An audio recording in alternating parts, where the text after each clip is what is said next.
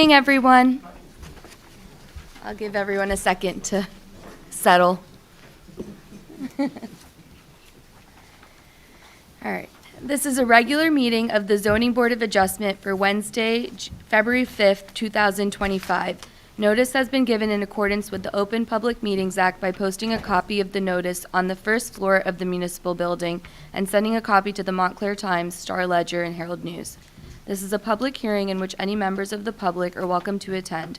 The meeting agenda is available on the Montclair website, as is a link to the township's YouTube channel where the hearing can be viewed live or after the fact. The hearing is also being televised on Channel 34. And I will call the roll. Chair Harrison. Here. Vice Chair McCullough is not present but will be joining us. Mr. Caulfield. Here. Mr. Church. Here. Ms. Harris is not present. Mr. Moore is not present. Mr. Simon is not present. Mr. Vieira. Here. Ms. Grant is not present. Mr. Griffith. Here. Mr. Cruz. Here. And Mr. Neese. Did I pronounce that correctly? Neese, yeah. Okay. Okay. We have the minutes of the January 15th meeting. I just have one change on page 5, line 152. My name is misspelled. I noticed that after printing. I also have one change. I forgot to include the election of officers, so I'll include a section for that. Okay.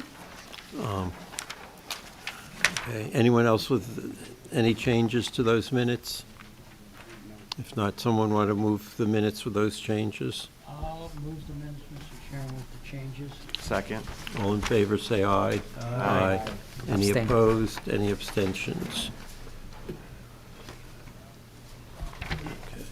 And we have the resolution for the property at 6-10 Erie Street.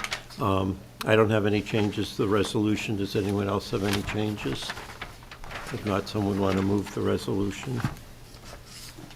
I'll move the resolution, Mr. Chairman. Second. All in favor, say aye. Aye. Aye. Any opposed? Any abstentions? Abstain. First application is out of Jeff Carey for property at 140 Gordonhurst Avenue. This is an application for variances to replace the existing non-conforming detached garage. The property is located in the R11 Family Zone District and is designated on the township tax maps as Lot 4, Block 2506.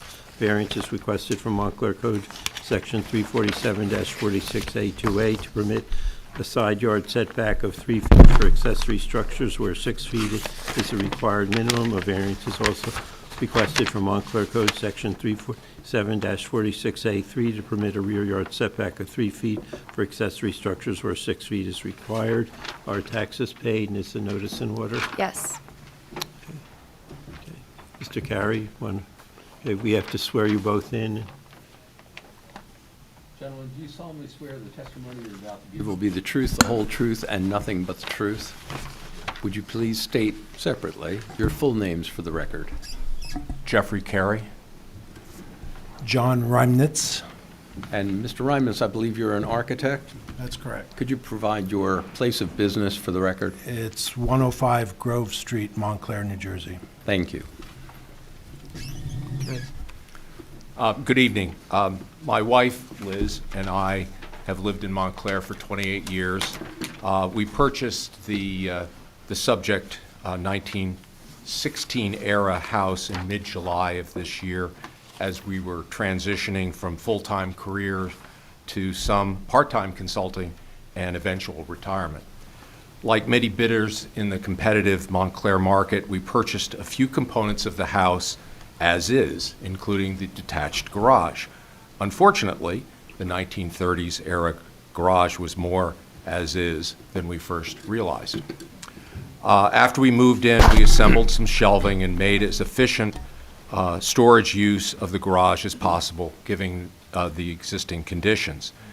This past fall, we began to work with John as our architect to consider our options to repair or replace the garage, as well as address some other house issues. Constrained by a relatively tight and narrow driveway access and a small backyard, we're seeking the board's approval of side and rear yard variances to be able to demolish the existing garage and build a replacement. As John will detail, the proposed replacement garage will be a little over 5 feet wider than the existing structure and a little under 7 feet taller with an upper storage level. We plan to use the additional room for a potting area, workbench, parking for our Mini, and better organized, more ample storage. We propose to marginally increase our side and rear setbacks to 3 feet each and limit the overall height to 15 feet. We've worked with John on proposed design features for the garage, including an eyebrow overhang in the front to complement some of the historic features of our house. In addition to soften the enlarged garage, we plan to work with one of our neighbors to plant additional tall conifers, Norway spruce, on the rear property line and have discussed replacing the existing 6-foot wooden fence along the southern border of our backyard with our neighbors. I'll now turn it over to John to run through the details of our Sorry, application. just for the record, Mr. Moore has arrived at And 7:45. arrived at the beginning stages Yes. of the presentation of the application. You can take off your coat unless you're going to run out in a minute. You want me to hand that out?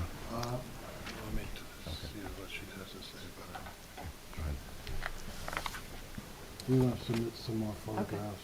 We have something for everyone. Yeah. Did we just distribute it? or- Distributor, I can pass that along. I'll do one side. There you go. There you go. We have some more photographs that describe the existing conditions that we're distributing. We'll mark those A1. A1, A2.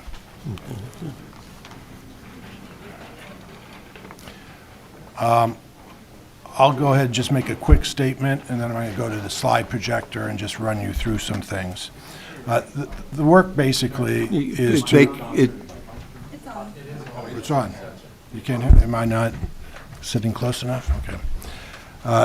The application is basically to remove the existing accessory structure on the site that is deteriorated to a point where it cannot be simply fixed. In its existing condition, it does not function as a garage and is little more than a shed because it's so small.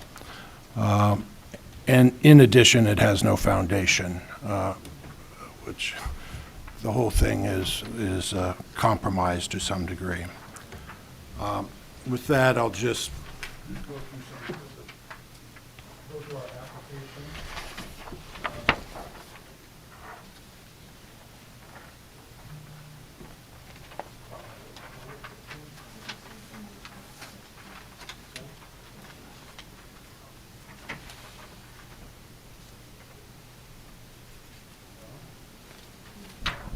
Okay, so I got it. So essentially, the existing shed sits down in the corner of the rear yard on this site. The driveway is very tight coming in here, coming down the side, and it makes this really tight turn at this point to try to get into the garage door. It's difficult at best. Presently, the existing side lot line is 2.1 feet, and the rear lot line is to the accessory structure is 2.8 feet. I'm going to first maybe run through some of the slides.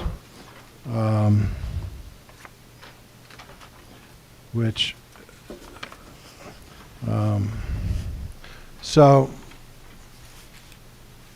here's the existing house.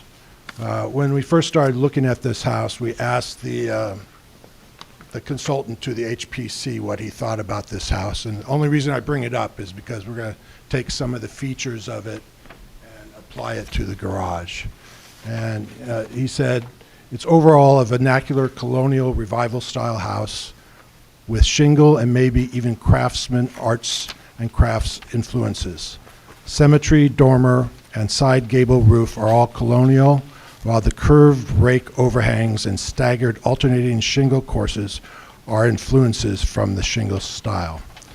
And he went on to say, interesting composition. So, but some of those features are ones that we are applying to the garage with the intent to tie the garage, at least from the view from the street, to the house.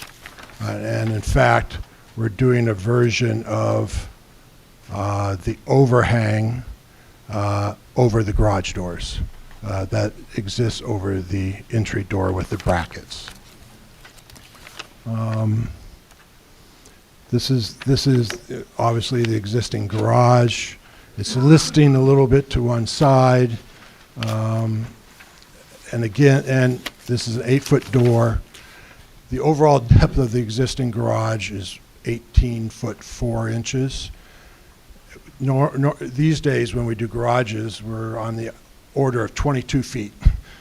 Okay, so you can imagine 18 feet may have been made for the Model Ts that were parked in, I don't know, but it doesn't really work for, in today's world for, and on top of it, when you get in there, it's not wide enough to open the doors and get around.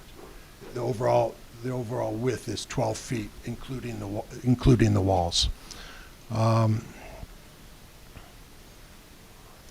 the second page of photographs, just a little bit more about this garage sits directly next to a garage on its neighbor to the right, which is this structure here. I took a photograph between these two garages, and what you see in the distance is a garage on the adjoining property in the back. If you walk down the alley between these two garages, this is what you see in terms of there's the backyard of a house on Fullerton and the house on the next, I don't know what the next street is there. Took some photographs of the sill condition around the garage. It's all rotting. It's rotting inside. The slab inside is all cracked, and you can imagine it's settled. So that just gives you a little bit more information about what's going on there. On the third page of the photographs, there's some photographs looking from the house to the rear yard, where my client has already planted a screen of trees here. And in fact, you see how this house overlooks his property. Here's a view tilted slightly to the right, where you pick up the garage, and here we're proposing to make this not quite 7 feet taller. This view on the right is standing in the neighbor's backyard and looking down the fence in the backyard towards the garage. You can sort of see it behind the trees over here. This is standing on the other end of the backyard of the neighbor, looking towards the house, and you see the garage here again. And then there's some more photographs here and here, the back of the garage. And in fact, this garage had been structured in such a way that it dumped all the water off the back, so you can see the damage that's been done Sorry, along the fascia just for the there. record, Mr. McCullough has arrived at 7:52 p.m. Okay. So that's sort of the existing conditions. It may not show up in one of these photographs. Let me just see here.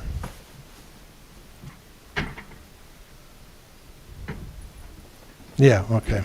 So just another little feature here is just to point out the alternating coursing of the shingles and this sort of interesting cornice here made up of a flat fascia board, a drip edge, and 2x4s that stick out the side. So those are the existing conditions.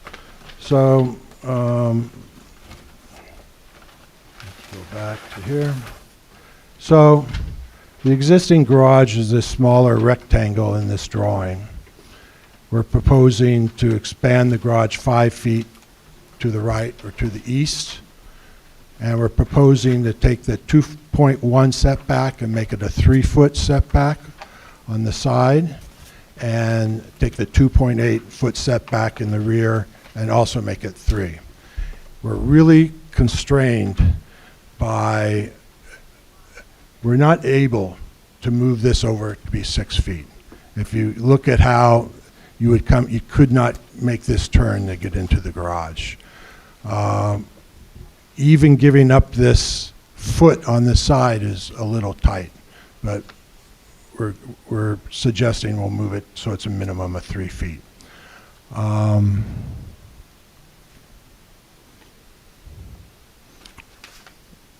Part of making it wider, and we didn't want to go any wider than this either, because we start eating up the backyard.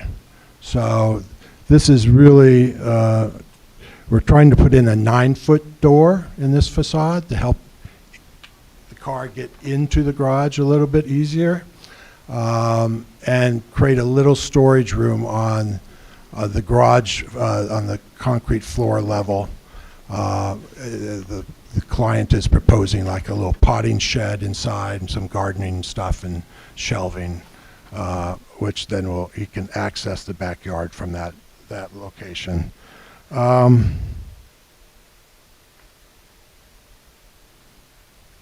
So this drawing is just a comparison of what is existing and what's proposed.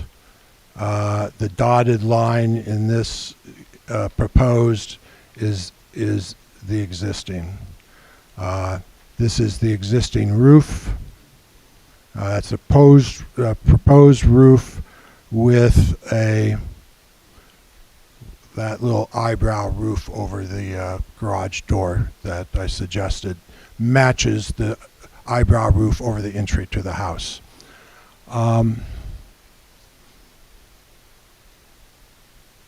We decided to make this a flat roof, okay, as opposed to for a couple of different reasons. One, it was to get as much space above where the car is for additional storage. This is not a 2-car garage, and what we're trying to do here is squeeze as much stuff into this garage as possible. We did a flat roof to create as much space as we could up there, and it's hard to do an eave roof because any overhang, we're so tight here already, any overhang impinges on that 3 foot or whatever dimension. So the idea here was to take the features, some of the features of the house, the alternating, this is the approach to the garage. It's going to be a 9-foot door. We have this eyebrow roof and the alternating coursing of the shingles, and we're proposing to recreate that cornice that exists now on the garage up here. This is the side elevation that faces the Carey's backyard, and these 2 elevations face the side and rear yard lot lines.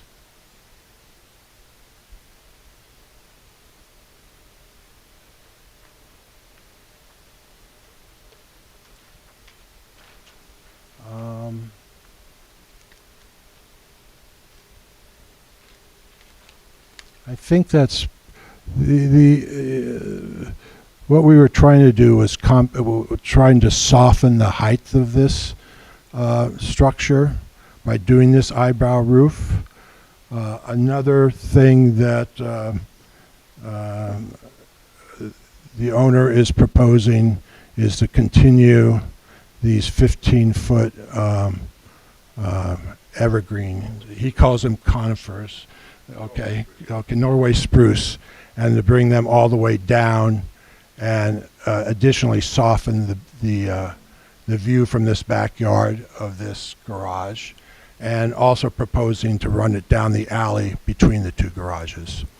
I think that's my testimony. Any members of the board with questions? Mr. Church?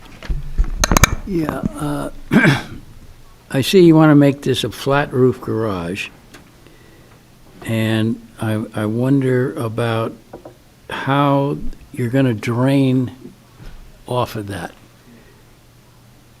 These plans are showing draining 4 ways.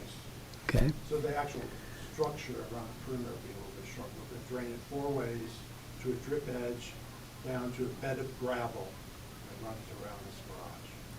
That's what we're proposing. So it's not going to be channeled. The water off the roof's not going to be channeled, it's just going to come off. It's going to drip off the edge. There's no crawl space, there's no limited basement space, it's just a Okay. drain. And I wonder also about the effect this would have, runoff would have on your neighbor's yard. Well, right now,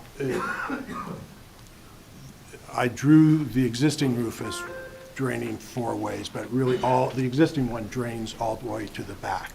So right now, more water is draining towards the rear yard that will be in the future. We're going to drain towards the front, Okay, towards the back, rear, and the towards the rear side. yard of the applicant's. What's property. that? The rear yard of the applicant's property. It drains to the back of his property, doesn't Yeah. go on the neighbor's property? Not that we're aware of, no. We don't currently have a drainage issue.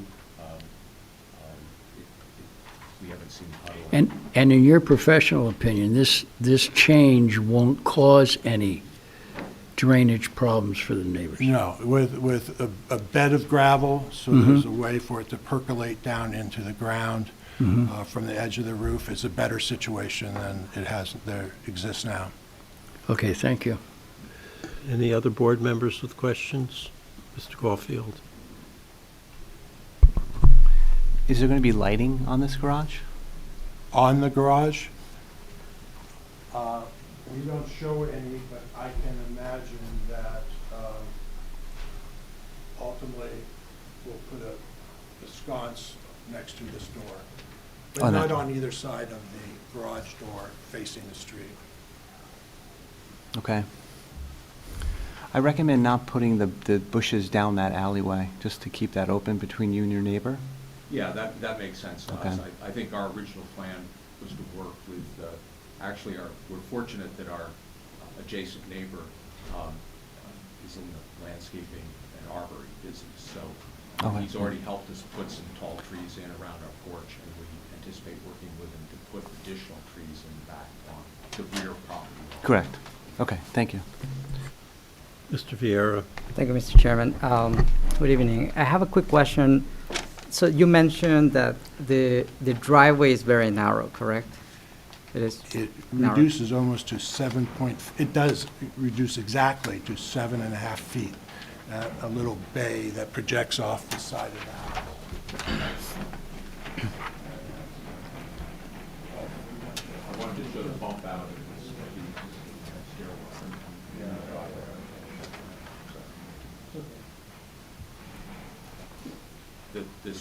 So right here, Yeah. That's the bump out. this is 7.5 feet at this point. So, Okay. and here, you may have 17 feet as you turn this corner to try to get into this garage. It's just not, he has a little Mini that he's been using to park in there, but in fact, you could never park this, that's his Mini, you could never park that car in the garage, so. Okay. And the proposed garage will move away from the property line, so it will not create a pinch point or, you will have difficulties maneuvering the car into the The garage? idea is that we're increasing the width of the actual garage door itself by 1 foot, which will give us a better access, but the additional 5 feet will be mostly the potting shed area into our backyard area. And not only that, that 5 feet takes care of some of the swinging doors. When you open the garage doors, you just can't right now in the existing structure. Okay. All right. Thank you. Mr. Cruz?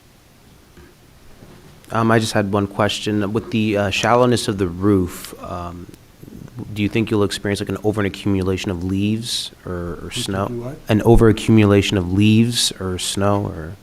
We haven't had, we have leaks that come from the. I'm sorry, I meant leaves. No, I heard, Oh. I heard you, but we haven't had an issue with leaves. I guess they blow off. There are also not any trees right over the current garage, so we haven't had any. Yeah, I wouldn't think that that's a problem. You know, generally that collects in valleys of roofs and so on where it can collect and drift over an edge of something, but the wind just going to blow across that roof. So I don't see it accumulating. I'm- Maybe it'll stick in the John will rain. speak Oh, as the yeah. expert, but I've actually raked the leaves and haven't seen that there's been an issue on the Thank you. Mr. Moore? So my colleagues somewhat touched on drainage around the area. You know, it looks, both garages are very close to each other. So have you considered having a leader to the garage so that there's some type of controlled runoff? Or, you I'm know, sorry, have you considered a leader coming off the garage or some type of runoff where it won't I've been pulling pool? back from a gutter and a leader and dumping it all in one area, Mhm. or connecting it to a dry well, which is another possibility, I Mhm. guess. But we were trying to create this cornice condition around the top of the garage that reflected what was there before. And a gutter just doesn't do that, but, you know. I think about all of our drainage issues that we're having nowadays that we didn't have before. And so I could just kind of see it pooling, but I'm sure it's not a big structure, so, okay, you've thought about that. I think the bed of gravel, Mhm. you know, 1 foot deep, Okay, 2 foot sure, wide, sure. it becomes a dry well in of itself, or just the dripping Mhm. off the side of the garage. That's the intent. Okay. The other thing that I wanted to mention that we're examining with John's help is using semi-permeable turf blocks or paving blocks in front of the garage, between the garage and the foundation line of the rear of the house. Okay. We're looking at this area right here, which is existing asphalt, Mhm. and trying to make it feel more incorporated with the backyard. So we're looking at getting the fence to run around this way and make this a permeable kind of surface that can be driven over, but also doesn't feel like asphalt in the Mm. It also backyard. responds to your question about drainage in the future with climate change and things like that. Okay. And with the side yard, you mentioned that you were considering putting evergreens or, you know, I don't know if that area will, you know, Yeah. it may encroach over the property line. Well, yeah, and obviously, we'll work with our neighbor to put those Uh-huh. in. He lives on that property line, and will help us with the trees. And what we're really talking about is, Push the button. is using the trees here along the rear line. The rear. As your colleague asked about, not having them here. Okay. So it would be on the inside of the fence in the On the rear. inside of the fence. Okay. And we've also discussed with our neighbors to the rear, replacing the wood fence along this line, which extends all the way here to the house on North Fullerton, is an old 6-foot fence, old wooden Mhm. 6-foot fence. And Okay. we've talked about replacing that with a new, working with our neighbor, replace that with a new 6-foot wooden fence. Thank you. Mr. Griffith, do you have any questions? Yes. So you show 15 feet as a dimension on the side of the house, 15 feet is the maximum height for accessory structure. You say the roof is sloped. You need to lower the 15 feet in order to accommodate for the slope. Well, it'll be 15 feet to the peak of the slope, which is the dimension I that's... I can only look at what's on the drawings. What's That's that? not- I can only look at what is on the drawings. The drawings show a dimension line to the side wall of the house, and so that's not the peak of the roof. So Okay. I Well, believe that the you want intent to is correct that- that, okay? The intent is the overall height to the peak of the roof will not exceed 15 feet. I understand. Okay. I'm going to ask this question, I think it's been asked before, but I want to be really clear about this so I understand this correctly. The water on your lot, the water that comes down, sheds to the front, to the street? There's a differential in the back, it's from our experience. Understood, yes. As a homeowner, I'll just speak from my Understood. experience. Our experience is that there is, well, first, we have a problem that we're going to address once the construction is done on the garage, which is they've repaved, the asphalt driveway has been repaved too many times. So that it's not it's not sloping properly, and it's too high. So we have a door here that is a little warped because the driveway's just grown to be too high. There's too many layers of asphalt on it. We're proposing to grind this down. The current grade appears to be, it drains from about this point down the driveway, and then from about here back into the backyard here. So the high point is approximately where the house is? Yes. Okay, understood. So the front sheds to the street and the back sheds back? Back here somewhere, yeah. And again, we haven't seen any pooling, even with some of the heavier rains that we've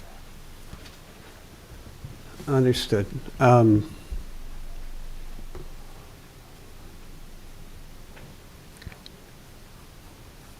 Did you consider doing a renovation of the existing garage, a Yeah. renovation addition?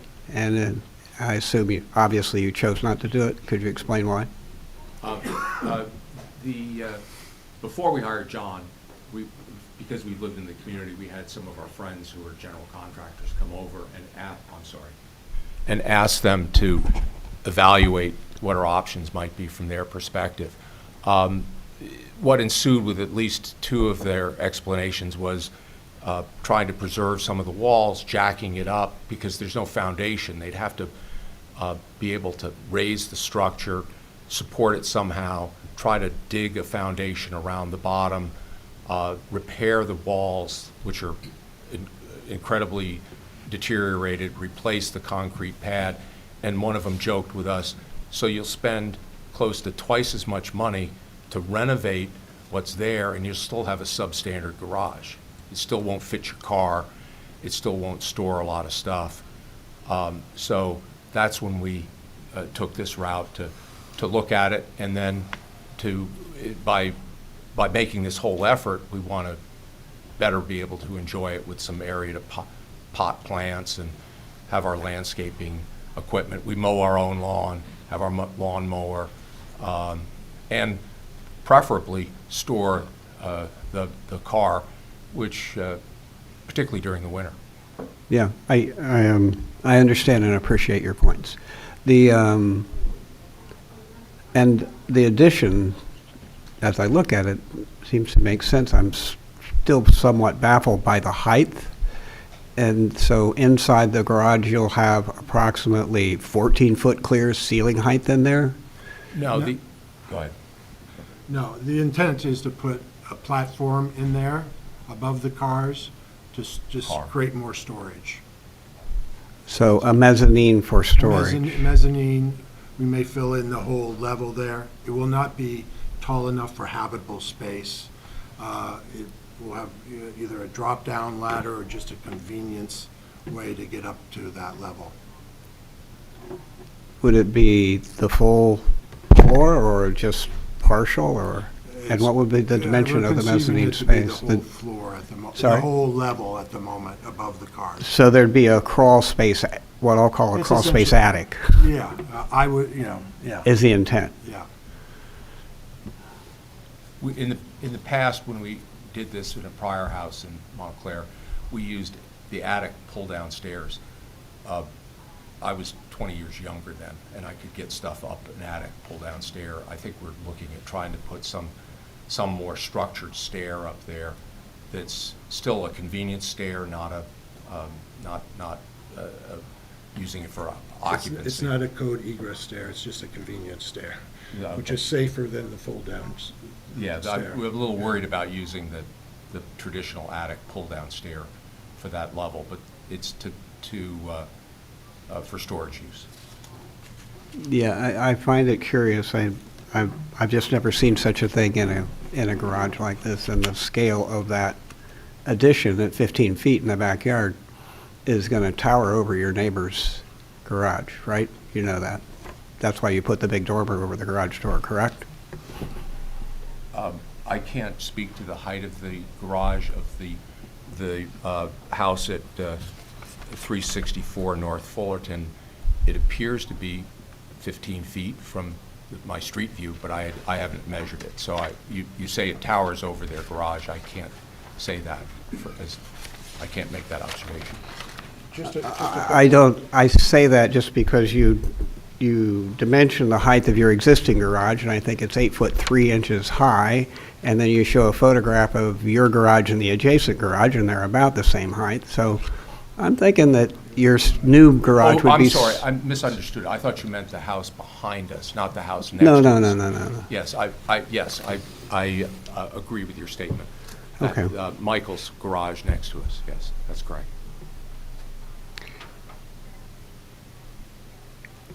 Thank you. Mr. McCulloch, do you have any questions? Yes, and I apologize for not being here to hear your full presentation, so if I'm asking a question that you've addressed, please feel free. Just a couple of questions for you. The pavers that separate the two driveways, to whom does that belong? That predates us. Perhaps our neighbor who's in the audience can answer that question. I'm guessing that they were put in at one of the resurfacing by a prior owner of our driveway. Okay. Given that they sort of look similar to the pavers that align the side of the house, your house, I guess I'm wondering if those pavers belong to your property as opposed to your neighbor's property. May I ask my neighbor who's here? She Or is comes that in allowed? and just, you want to talk to her and you'll tell you the answer? Yeah.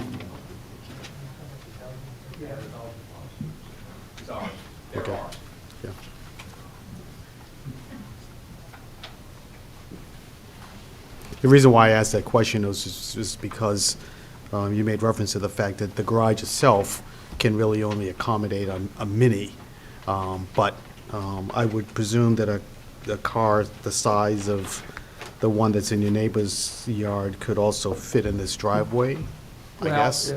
I'm sorry, he changed the diagram.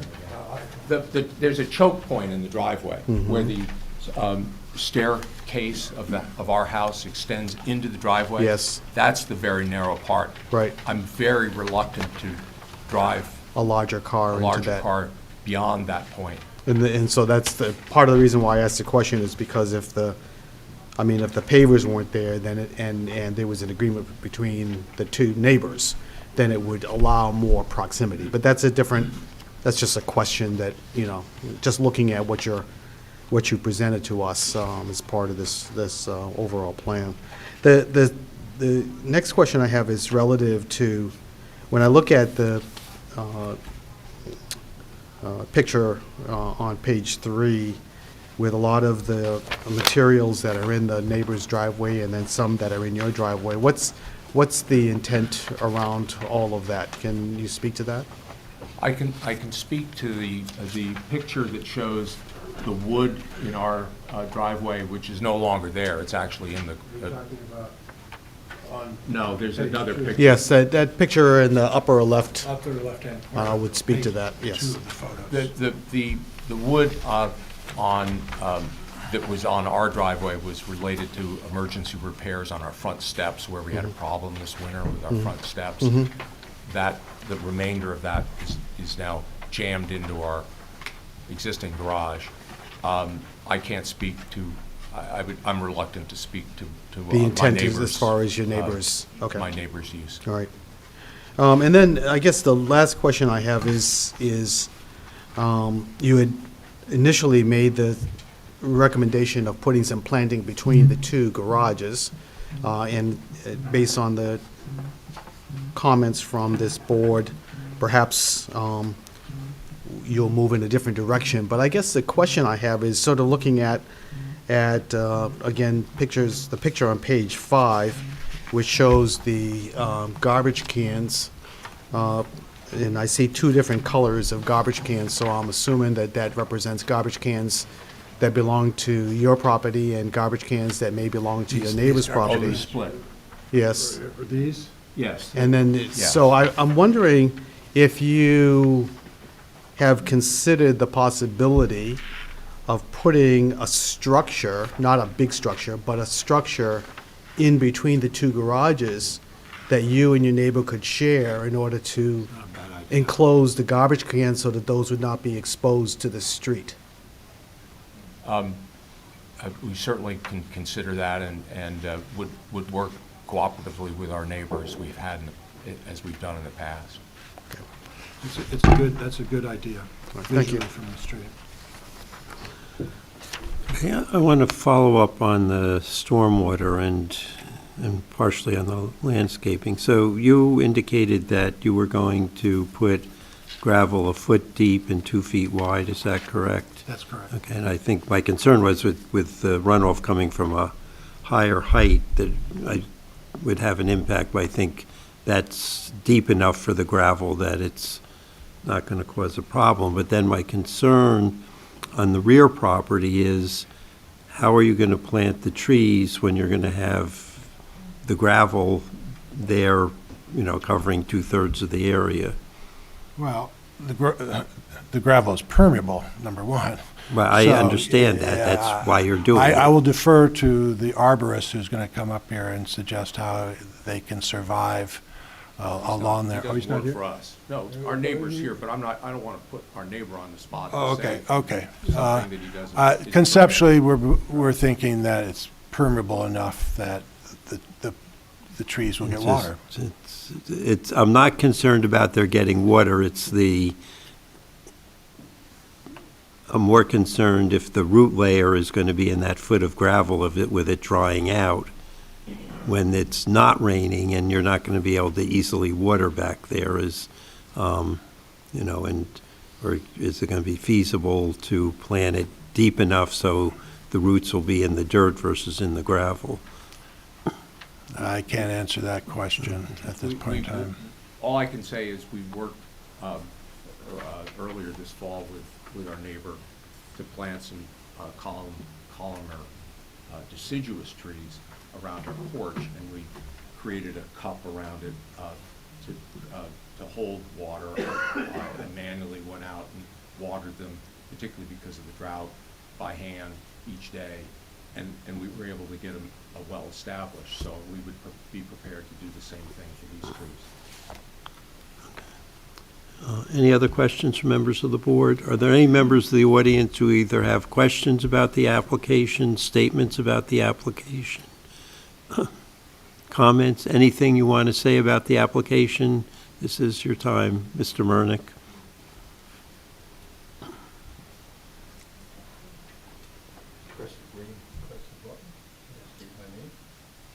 And if you're going to give testimony, we have to swear you in.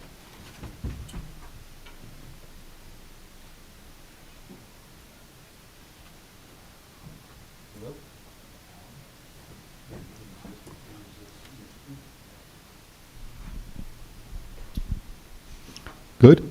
Yes. Arthur, thank you. Sir, do you solemnly swear or affirm that the testimony you're about to give will be the truth, the whole truth, and nothing but the truth? I do. Would you please state your full name and address? Richard Murnick, 141 Gordonhurst Avenue.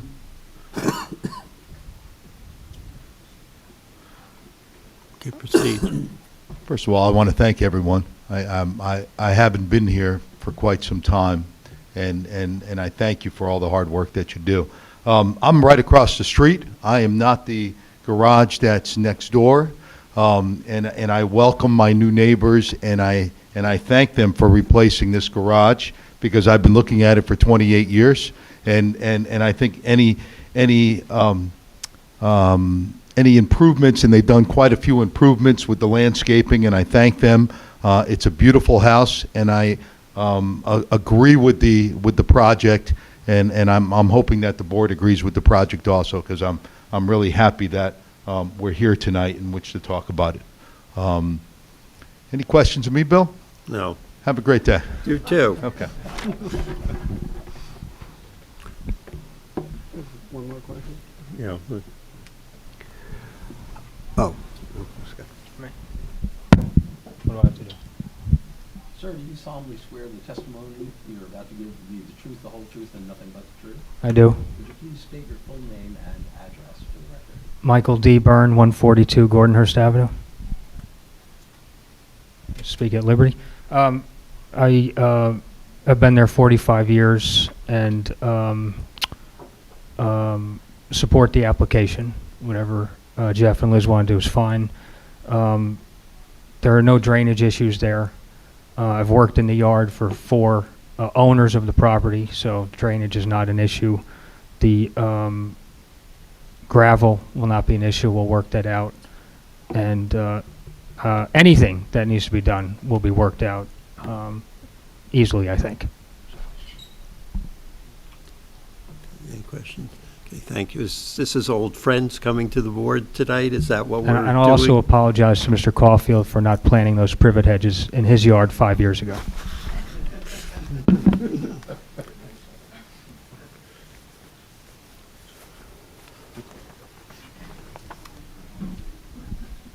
you solemnly swear or affirm the testimony you're about to give will be the truth, the whole truth, and nothing but the truth?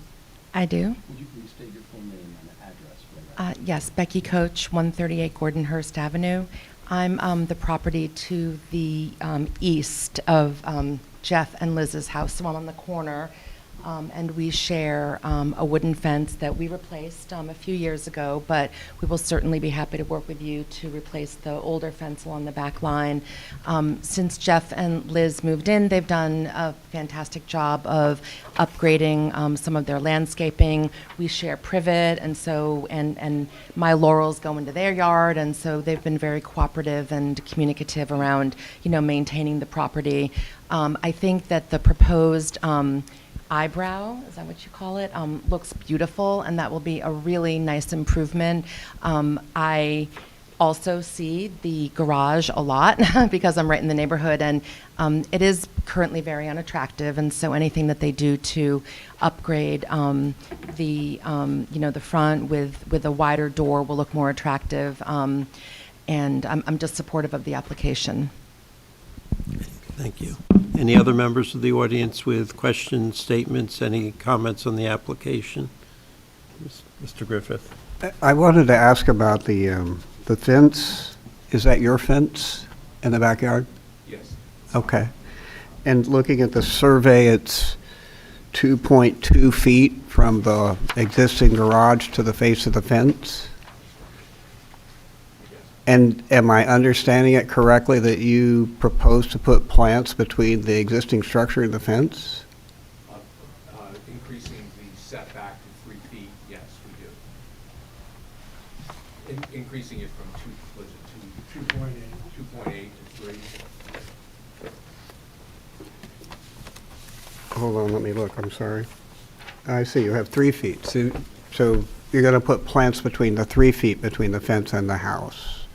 And the structure, yeah. That's, okay, thank you. Okay, anything further either of you want to add before we discuss and vote on the application? Okay. We'll start with Mr. Church.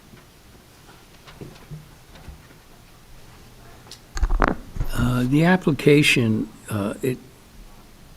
the garage leaves you, or the property leaves you little room to do much with that garage. The only thing I would be concerned with is the drainage. We've sat here and seen this happen with other applications where drainage became a issue because of the amount of rain we're getting now and so forth. I would be in favor of the application, but I'd like to see a modification to the drainage problem. Rather than just have it come off the roof into a gravel, I would like to see some sort of a system whereby it would go into the ground And rather than just spill into a gravel thing, I think that would cause problems in the future because gravel shifts. It We're going to have an moves. excavator there anyway. Excuse me? We're going to have an excavator digging holes there anyway. We can Yeah, create, I think that would be a good a storage solution. system underground for it. Yeah. Yeah, other than that, I would be in favor of the application. Mr. Caulfield? I'm okay with the gravel idea for your runoff at this stage. I think you're going to have to sell your Mini Cooper for this house when you leave, because once you build this, because you can't get to the backyard, in that sense. Thank you for keeping it 3 feet clear of the property line. That's a very good thing that we all talk about here, and I'm in favor. Good luck. Mr. Vieira? Thank you, Mr. Chairman. I'm also in favor of this application. I think I do share the concern on the drainage, especially with what we have seen in the 10 years recent, the intensity of the storms. So I think perhaps looking a little deeper into managing the stormwater will be a good idea. Thank you. Mr. Cruz? I'm also in support of the application. I do think that the quantity of gravel you're putting would be adequate to store the rain for what you're proposing. I'm not sure what Gordonhurst soils are like, but since your neighbor's testimony suggests you haven't seen any flooding or drainage issues before, I think the gravel should be sufficient as long as the water's getting from the garage to the gravel. Mr. Moore? I'm in favor of the application. I don't see it as a detriment to the area. Certainly will enhance the existing garage and the house. To my colleague's point, I think that there should be some type of a more sophisticated drainage, whether there be a leader. So thank you for agreeing to that. With a 3-foot setback and climate change and all that, you don't want on an icy day, well, on a very cold day, after it's rained, someone may slip since you have your trash cans over there. So just being mindful of that, and of course, we think about us living in our own home, but one day someone else may live in it, right? So just making sure that we take that into consideration with the drainage. Okay. I do think that if this will be 15 feet and your neighbor's garage is 8 feet tall, assuming that they're at the same height as they are now, there's a little bit of a not so much similarity as I'd like to see, but it'll certainly enhance, and I think it's a great addition. Mr. Griffith?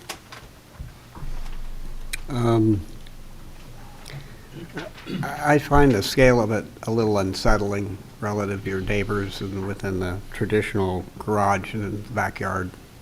And I'm curious as to what goes on inside with the attic or the mezzanine that you talk about. But I see no reason not to approve this with regard to what it is we have a jurisdiction over. Mr. McCullough? We're the same age, but you can't hear. I just got these, and they're still working. I understand.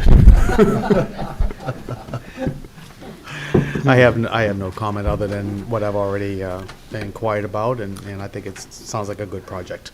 I think it's important to make sure that whatever you do, as we've heard from the neighbors, is sightly, because it will enhance the neighborhood.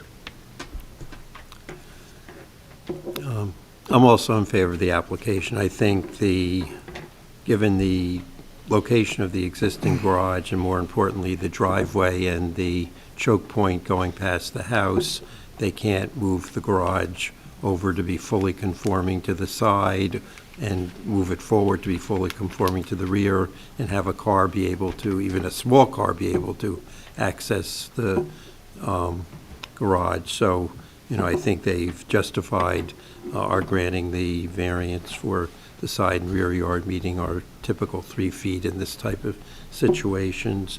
I certainly don't think this will be a detriment to the public good or a substantial impairment to the zone plan. This will be much more attractive than the current garage.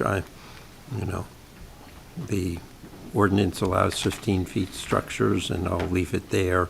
I think the conditions, any lighting that's installed should conform to the ordinance, that the garage not exceed the 15 feet in height as measured to the top of the roof, that gravel at least 1 feet deep and 2 feet wide be placed at least along the westerly side yard and the southerly rear yard. My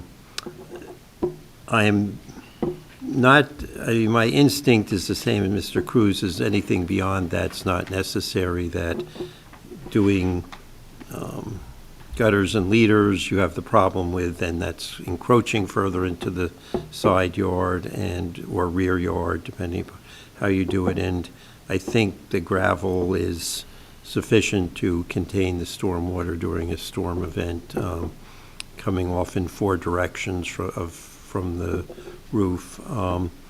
That there be no trees installed along the west side of the garage, and that you consult a landscaper about placing the trees to the rear, with the understanding that if you're doing any vegetation back there, the gravel 1 foot deep, 2 feet wide takes precedence over anything you're doing with landscaping, that has to be there. So you don't say, well, we need dirt around the tree, so this 4 foot square area is not going to have the gravel, is not going to be a valid excuse. Okay. Any other comments from members of the board? If not, someone want to make a motion to approve it? I thought the suggestion of putting a gate between the 2 garages to obstruct the view of the trash cans between the garages was a really good idea, though not something that we could require, I don't think. I would get messy with a variety of issues. Yes. Okay. It's a good idea. I think talk to your neighbor and. We did it. Okay. Sure. Okay, so I'll make a motion to approve it with those conditions. I make a motion to approve with the statements from the chair. Okay, is there a second? Second. All in favor, say aye. Aye. I was wondering when we got the application as to which of the neighbors would come, since you have some famous neighbors, and glad they came. All the neighbors are equal in our minds, and I did, Mr. Chairman, I did want to thank and recognize and thank our adjacent neighbors and the one across the street for attending this hearing. We very much appreciate it. Thank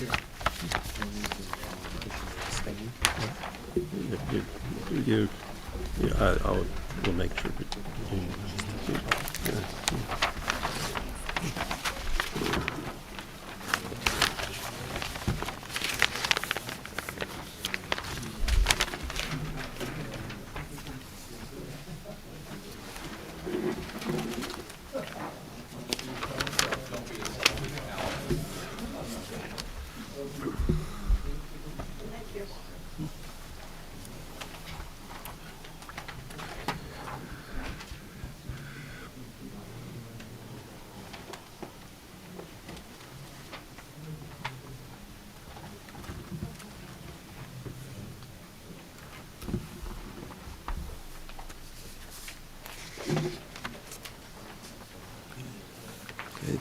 The next application is that of the Pavel Group LLC for property located at 627-627A Valley Road. This is an application for preliminary and final site plan approval to convert the existing ground floor commercial space to a restaurant and conduct a 2-story addition to create a total of 6 dwelling units. The property is located in the NC Neighborhood Commercial Zone, is designated on the Montclair tax maps as Block 2602, Lot 3. The applicant is also requesting variances to allow 6 dwelling units on the property, whereas the Montclair Code Section 347-90A1 provides for a maximum density of 2 dwelling units. A variance from Montclair Code Section 347-101 to permit 0 on-site parking, whereas the ordinance requires a greater number of parking spaces. A variance from Montclair Code Section 347-95C3 to permit a rear yard setback of 9.3 feet, whereas the ordinance requires a minimum rear yard setback of 20 feet, and a variance from Montclair Code Section 347-94 to permit impervious surface coverage of 100%, a pre-existing condition, whereas the ordinance permits a maximum impervious coverage of 80%.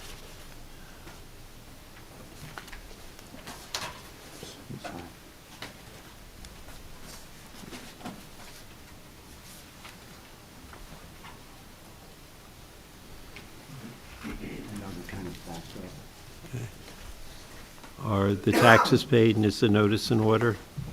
Yes. Okay, Mr. Trembulac, want to give your appearance and proceed? Sure. Good evening, everyone. Alan Trembulac, appearing on behalf of the applicant, the Pavel Group LLC.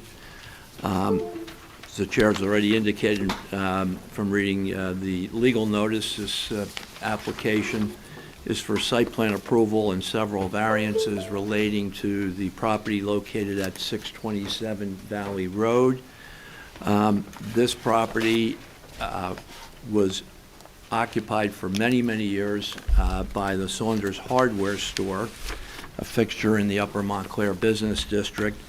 The hardware store closed, I believe, in 2024, and the property was subsequently purchased by the applicant, the Pavel Group LLC, which is a company owned by Michael Pavel, who owns a number of properties in the Upper Montclair Business District, including several other buildings on this block of Valley Road, as well as the building around the corner at 237 Lorraine Avenue, which is the Keller Williams building.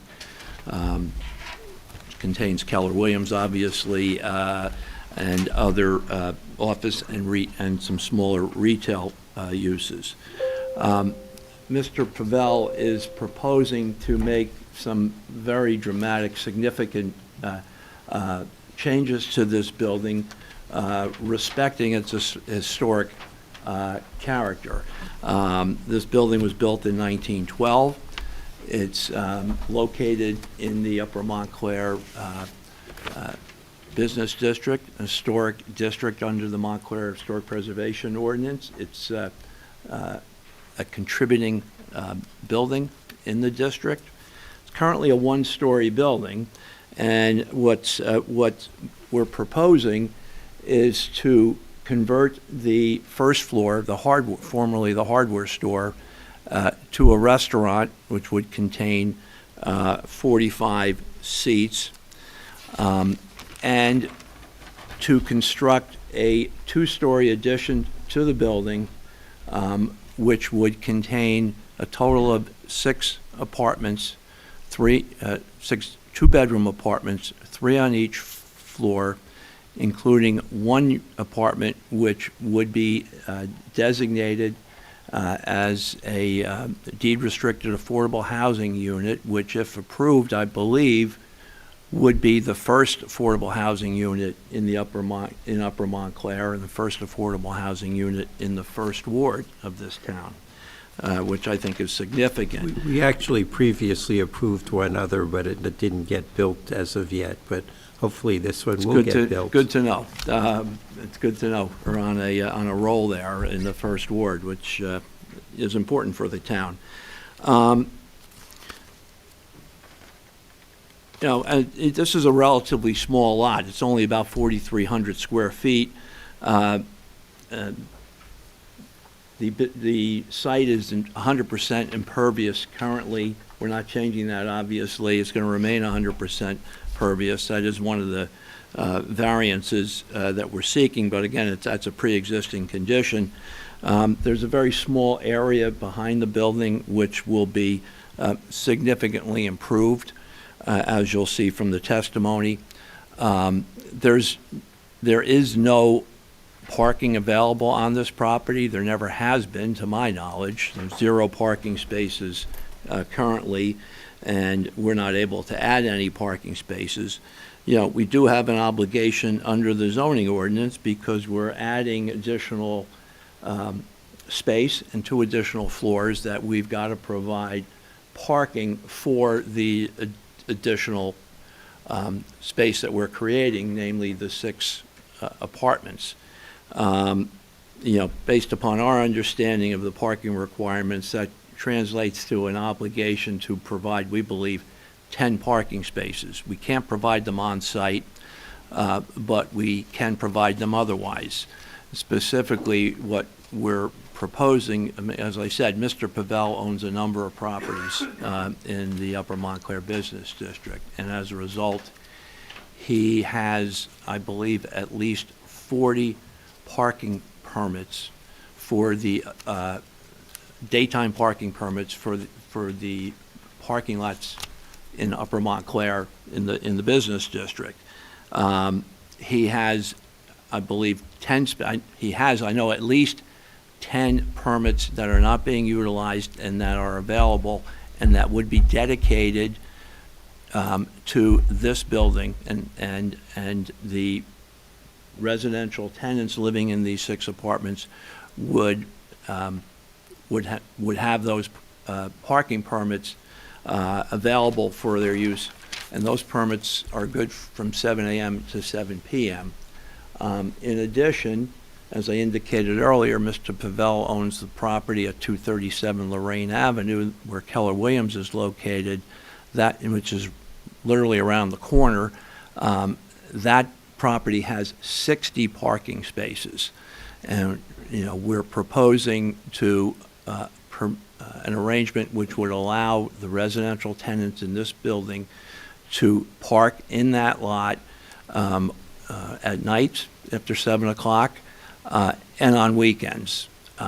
So that would, between the parking permits and the ability to utilize the Keller Williams parking lot, that would basically provide 24 hours parking 7 days a week for the tenants living in this building. That's one of the variances that we're seeking for parking. We have the variance already mentioned for the impervious. There's another setback variance for the new stairway that's going to be built in the rear of the building. And perhaps most significantly, we are seeking a D2 density variance, which is why this application is before this board as opposed to the planning board. As I indicated, it's a relatively small property, and under the zoning ordinance, we were allowed, I believe, approximately 2.9 dwelling units. We're proposing 6 dwelling units, including the 1 affordable. So those are the variances that we're seeking in addition to preliminary and final site plan approval. I'm planning to present 3 witnesses this evening. My first witness will be the project architect sitting to my right, John Liggero, followed by Callisto Burton, the site engineer, and then lastly, Peter Stec, to provide planning testimony in support of the variances. Mr. Pavel is also here and available to answer any questions that might arise during the hearing. So if I might, I would proceed. I would call my first witness, John Liggero. Ask that he be sworn. Sir, do you solemnly swear or affirm that the testimony you're about to give will be the truth, the whole truth, and nothing but the truth? I do. Would you please state your full name and business affiliation for the record? I'm John Liggero. I'm the owner of Liggero Architecture, located in Oakland, New Jersey. Okay. John, you can have a seat. John, I think you're new to this board, so why don't you begin by reviewing your educational background and your professional qualifications for the board? Of course. I graduated from Pratt Institute in 1980. I started my career in Manhattan, spent 22 years in Manhattan building and designing commercial space. I did very large commercial spaces, and then I started getting into the high-end residential market, which is what I'm situated in right now. I do a lot of high-end housing, and I'm also doing a lot of apartments. There's a great need for a lot of apartments right now in New Jersey, and it's been a great experience for me. So I've done a lot of construction as well. Before I went to college, I was a union carpenter. I spent 3-4 years before college, and then during college, that's how I supported myself. So I've done a lot of construction management, building large malls before I situated my practice. And I've been in practice probably, I'd say, 30 years now. Okay. Are you a licensed architect in the state of New Jersey? Yes, I am. Any other states? Yes, I'm licensed in Florida, Maryland, Pennsylvania, Ohio, New York. And I think Okay, that's it. enough. Okay. Is your New Jersey license at least in good standing? Yes, it is. Okay. Have you appeared before other planning boards and zoning boards in the state of New Jersey? Yes, I have. And in all those applications, have you been qualified as an architect? Yes. Okay. Mr. Chairman, offering. We accept him Thank as you. an expert architect. Thank you. All right, John, you prepared the architectural drawings for this project, correct? Yes, I did. Okay. And those plans, I know, were revised several times, and I think the last revision date, just so we're all clear, is December 23rd, 2024, is that right? That's correct. That's Okay. revision number 4. All right, would you review the plans for the board using either the exhibit boards that you brought with you or the Sure. projecting screen, and just walk the board through the set of plans you prepared? Okay. The first thing we appeared in front of HPC, and it was very valuable. They were very helpful in guiding us on how to alter, because initially we had a canopy, and there was a lot of things we were doing that we thought were correct, but HPC really helped us shape the building, and it's very appreciated. So the first thing to recognize with our building is that this section here is the original building that Saunders is in. We originally we're going to put a canopy, but with HPC we decided to leave it so that these elements here, these arches and this work up here, this facade work, this recesses that go in and out, like that thing. I can go here. Can you guys see this? So okay.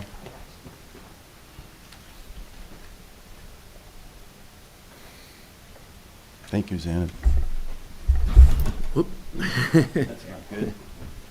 Tripping hazard. So this part of the building here we're leaving pretty much intact. We're going to leave the original glass. We're going to put a new glazing on it, an application to make it tempered. We plan on replacing brick that's damaged, and we want to match the existing brick as best we possibly can. We have some brick lined up that we found in Virginia that almost matches it exactly. We were going to have doors situated differently, but through HPC, it made sense for us to leave the doors as they are now. So there's one door there, and there's another door right there. Those doors are going to remain as they are. We're going to replace those doors, but this is, to respect the building and leave it as it is.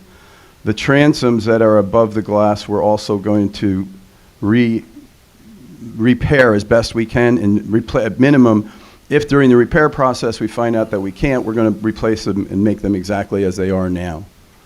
The same goes for the panels that are in the bulkhead. The bulkheads on either side are pretty rotted out right now. We're going to have to replace those, but we're going to match what was there originally and make it look as good as it did when it was originally constructed.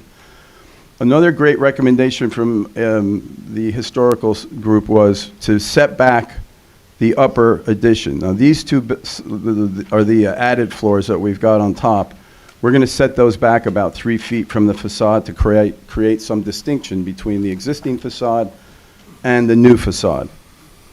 I think that's very important about this building is to know that all of the structural work we're doing is going to be supported independently. In other words, we have a new superstructure that we're bringing up through the floor, new steel that's going to start in the basement with new footings and foundations and pass through the existing roof and through the existing wooden structure.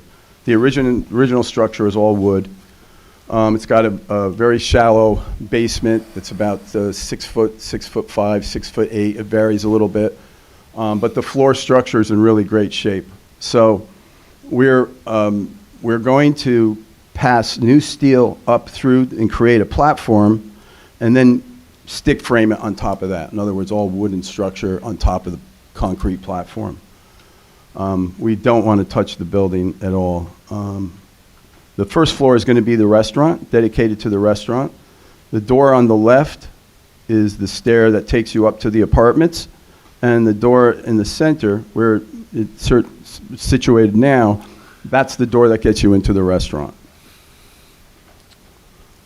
We were going to place 3 trees in the front, but we have a utility issue in here. We have utilities coming out of the building right there, which make it impossible to put a tree right there. So we're putting trees flanking the building left and right. We tried to keep the windows 6/6, which are historically correct, and we selected lighting that we thought was period lighting that worked with this whole building. The brick in the front is in surprisingly good shape, but we think we can save it and bring it around. Let me advance this. Can't remember how to do this. The mouse. Oh, this one.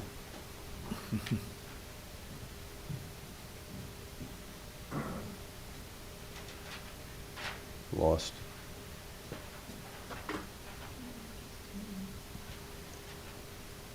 Because I touched it.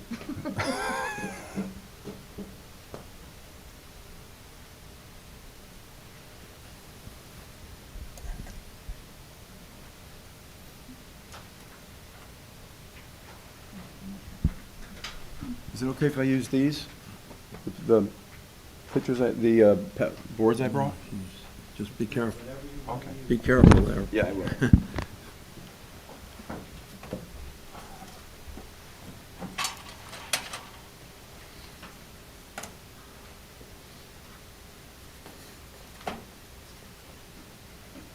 Okay, this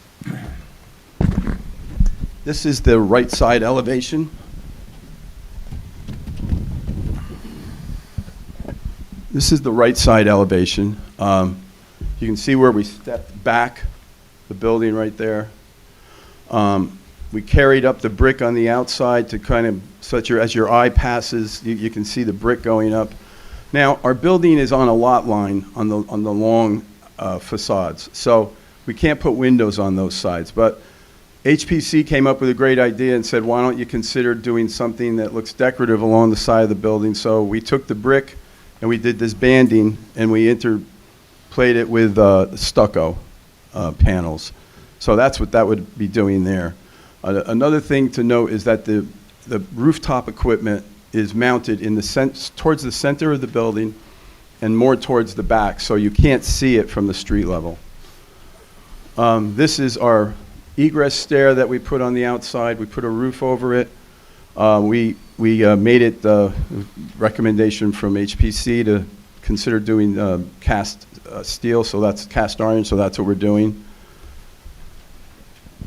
This facade is very similar to the other side, the same. You can see the tree over here. It's about the proper size that we'd have with it. The other elevation is exactly the same. And this is the rear elevation. Did you want that? So I'm doing this. So here's our stair going up here.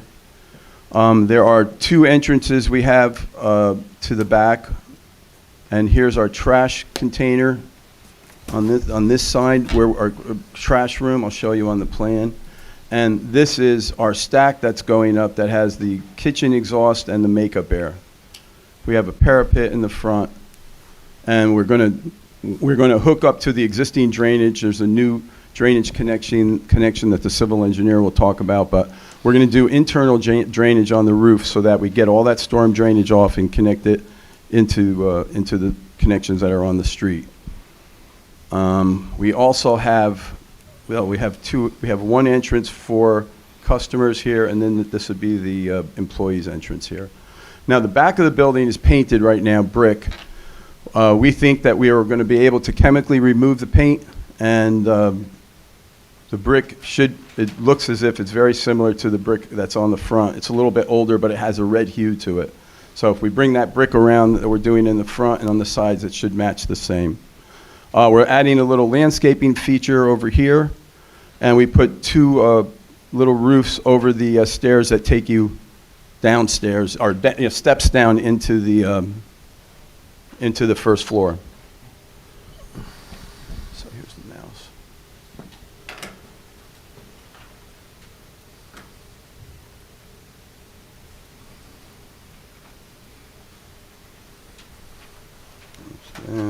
Okay. This is the existing basement plan. We're pretty much leaving it as it is. We've got structural work we're doing in the front here to fix the bulkheads. There is currently over here a conveyor that we're going to use for deliveries. We're going to keep that right there. And this is an old opening, and we're going to get rid of that.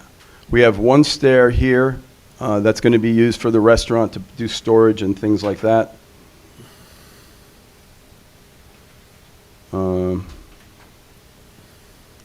Here is the first floor.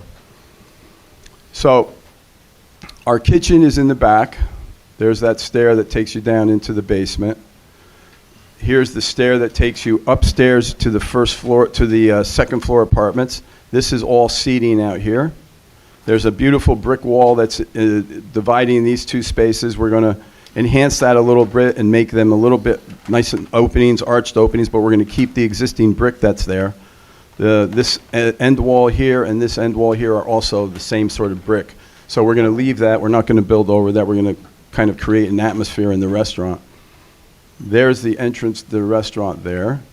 We're adding 2 bathrooms, men's and ladies' room on this side over here. This is the stair for customers that'll come in, and this is the stair again for the employees. We have our trash storage over here, which is in the enclosure you can see on the elevation. And this is that stair that the Bilco that we're going to use for deliveries into the basement. We have another storage bin over here that's going to be used for recyclables and that sort of thing. This is where we have our encroachment on the back because of our egress stair taking us out.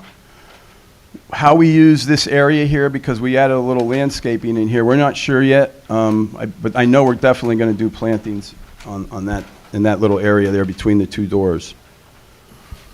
This is the second floor. So the way the second floor works, there's 2 floors with 3 apartments. This stair comes up, communicates through, and then it accesses you to this egress stair, and then it also connects to another stair that can take you up to the 3rd floor. Again, this wasn't ideal for our layout, but in order to keep the doors and understand what the message HPC was giving us, we had to move that door over, and we had to dedicate that to the entrance for the apartments.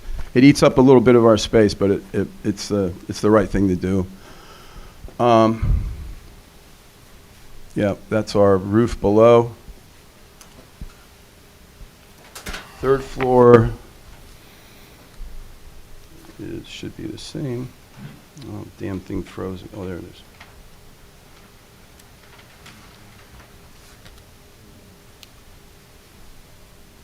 Third floor is the same.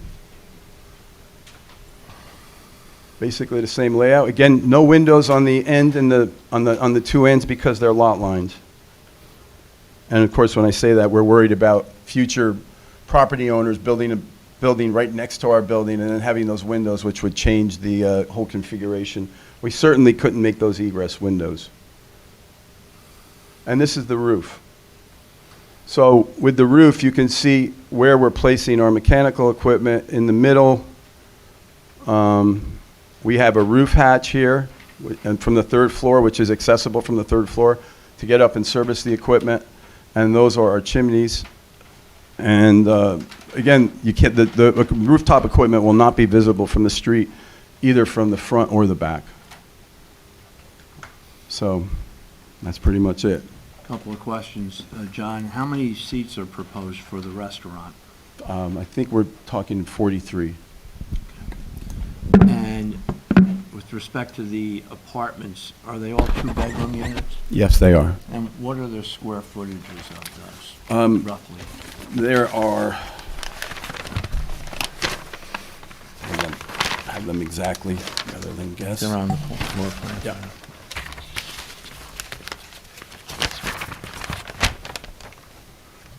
Uh, 753 square feet, 707 square feet, 757 square feet.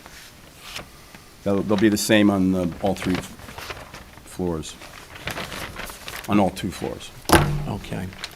Now, the entrance, there's an entrance to the upper floors in the front of the building. You indicated the door To the left. And then there's also an entrance in the rear, the new staircase. Is that correct? Yes, there is. From the back through the cast stair that we have back here. Let me go back to the...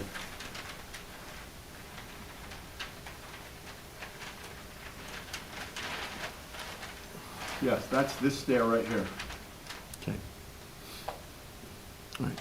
And deliveries to the restaurant, would they be from the rear of the building? Yes. Okay. All deliveries will be through the rear. Okay. And they'll either come in through the bulkhead over here, or they'll come in through the separate door that we have right there. Okay. I should note for the board, and I have a document to present, there's an easement for what's essentially a driveway that runs from Lorraine Avenue to the rear of this property. It was created in 1935, so I believe it's 12 feet. Again, it runs behind the Valley Road buildings and to the rear of this property, which, of course, the hardware store used that for deliveries, and we intend to continue to use it for deliveries as well as for trash and recycling pickup as well. Correct. Okay. So if I might, I've got several copies of this easement, which I'd like to mark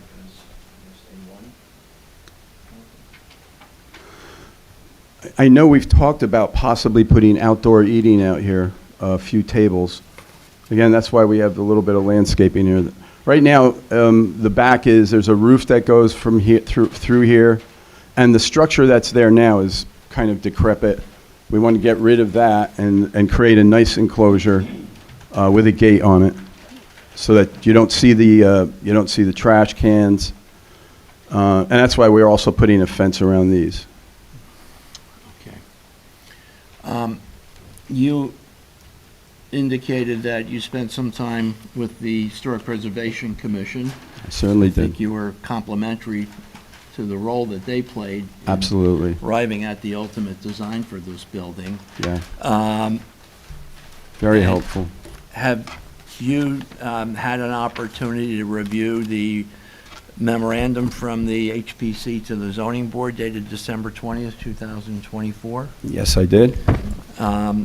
Okay, do the plans that you've just described for the board address or incorporate all of the comments and recommendations contained in that three-page memorandum from the HPC? Yes, we use them as our roadmap. There was not a single recommendation that we ignored or we didn't address.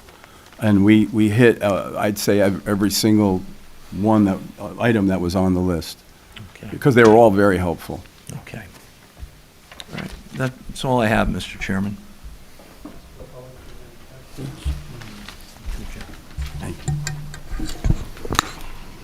Yes, thank you, Mr. Chairman. Good evening, Mr. Liggero. Good evening. I have a variety of questions, and I think I'm going to try to work from the basement Okay. and work all the way up. Okay. I'm going to try to be disciplined in terms of doing that, but we'll see. So, first of all, would you please talk about this basement floor? I'm assuming that it's the original basement floor, or what do you know about that? From what we can see, it looks like there was a basement floor there that was probably 4 inches or so north of where it is now. Because where the existing columns are, I could see that it was cut, and it was the original columns that were there are still sitting there, but the floor is down about 4 inches, the concrete slab. So the slab that's there now is in pretty good condition. It doesn't vary, it doesn't move. There are some issues with water infiltration down there, which we're addressing with our engineers, but the slab itself is in very good condition. So we'll hear from the engineers in terms of what the intent is in terms of dealing with the water issue. Absolutely, Okay. yes. So as far as you're concerned, though, as the architect, that the basement floor, as it currently exists, is sufficient for this type of project that you're talking about? It is, but remember, we're building a new structure. So, in fact, I think you can see it on the basement plan. You can see the size of the footings we're putting in. That means that the existing slab is going to get cut up pretty good.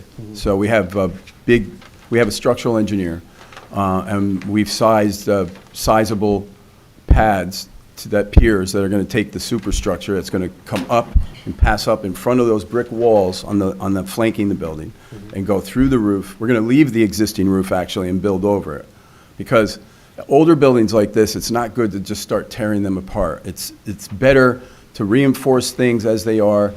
We have a nice high ceiling inside. It's about I think it's about 12 feet or so, something like that. It's going to work out great with our plans for the restaurant, the seating, and the kitchen, and so forth. So we're leaving that structure, we're passing through it, and we've got these steel pads. So it's as much as I like the slab, it's going to get cut up, and we're going to pour new slabs, new piers that'll top out and be flush with the slab. So how many of these steel beams do you anticipate? Columns? Yeah, the columns. Columns, probably, I think we've got like 5 on each side, and we've got a couple in the middle. I've got it, if you look at the basement plan, drawing, first floor. Yeah, no, I brought it, I got it. Third floor.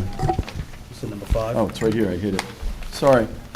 Yeah, look at drawing A5.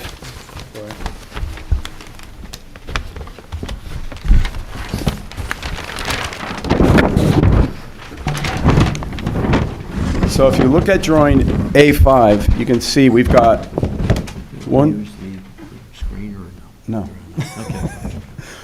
1, 2, 3, 4, 5. We've got 6 on the northern side. These are these little black boxes? Yes. Okay, thank you. And on the southern side, we've got 1, 2, 3, 4, 5. In the center, we've got 1, 2, 3, and then 1 over by the stair. Now, those dashed lines that you see on the plan, those are the size of the piers. So you can see they're taking up a lot of space, but, you know, it's appropriate. And these will run from the basement all the way up to the roof? To the second, no, to the second floor. To the second floor, to the floor of the second floor? Exactly. Okay. To that second floor, and then we're pouring a concrete slab, and then on top of that will be wood, just typical wood framing. Okay. And that all sits over on top of the roof, because where you see the columns that we've got, we're running steel intermittently, and then we'll have shorter members in between that'll support all of this. Again, There's a lot to go through to save the building, but that's what we thought was really critical. And are you sufficiently convinced that what is being proposed by the engineer to address water will prevent the rotting of these steel pillars? Oh, absolutely. Okay. First of all, the steel that's in the piers will be completely enclosed in concrete with about a 3-inch clearance. So the problem we have in the basement now is we have a bit of groundwater. So the groundwater is going to be dealt with by the new sump pumps we're putting in there. We're going to discharge and we're going to get it out of the building. So, and as for the steel, quite honestly, doesn't even get exposed to the elements going up through the building because it's all internal. Okay.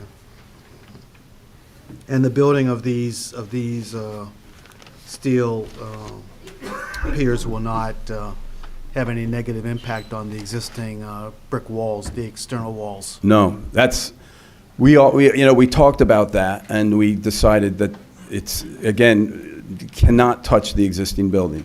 That's why if you look at the drawing, these piers are in front of the face of the brick wall. Okay. There's nothing passing through the brick. We want it to all go in front of it, and that's why these piers are so big too.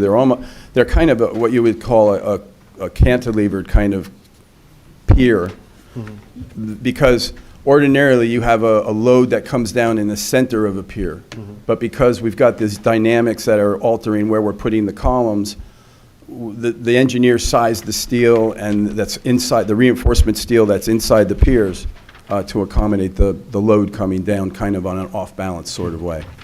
But there would have to be some kind of drilling in order to be able to put the steel in there, right? Is that No. drilling? What has to happen is the only violent work, if you will, is when you cut the slab. You're going to saw cut the slab. That's a saw cut process. And then you'll hand excavate the earth that's there and dig down to the depth of the footing that's defined by the engineer. I think it's like 2 feet or something like that. Okay. And then what happens is the iron workers come in and they do steel reinforcement bars. And they're all tied together. And they have clearances from the edge of where the pier is going to go of about 3 inches. So there'll be layers of that. They're set like this, like one layer goes that way, another layer goes that way, so they're in 2 directions. Okay. And they're sized to accommodate the load. Right. And then once they're done, there's a building inspection that comes, and they inspect the footing bottom to make sure that the steel is all tied together and it's not haphazard. And then once we get those approvals, we pour the concrete, and there'll be stub-ups and plates to accept the steel columns, which will bear on top of it. Mm-hmm. So it's a very methodical process that's controlled by inspections and the engineers that will do basically controlled inspections while we're going through the build-out. Okay. Just one other question about the basement, and then we'll move on to the first floor. Okay. And that is about ventilation in the basement. How do you intend to address that? Since I'm assuming that there'll be food storage down there, and I mean, there'll probably be a refrigerator down there, but mostly dry goods will be down there. We have an engineer that's doing all the mechanical, so we're not, playing around with it. A restaurant like this requires top flight MEP, mechanical, electrical, and plumbing engineering.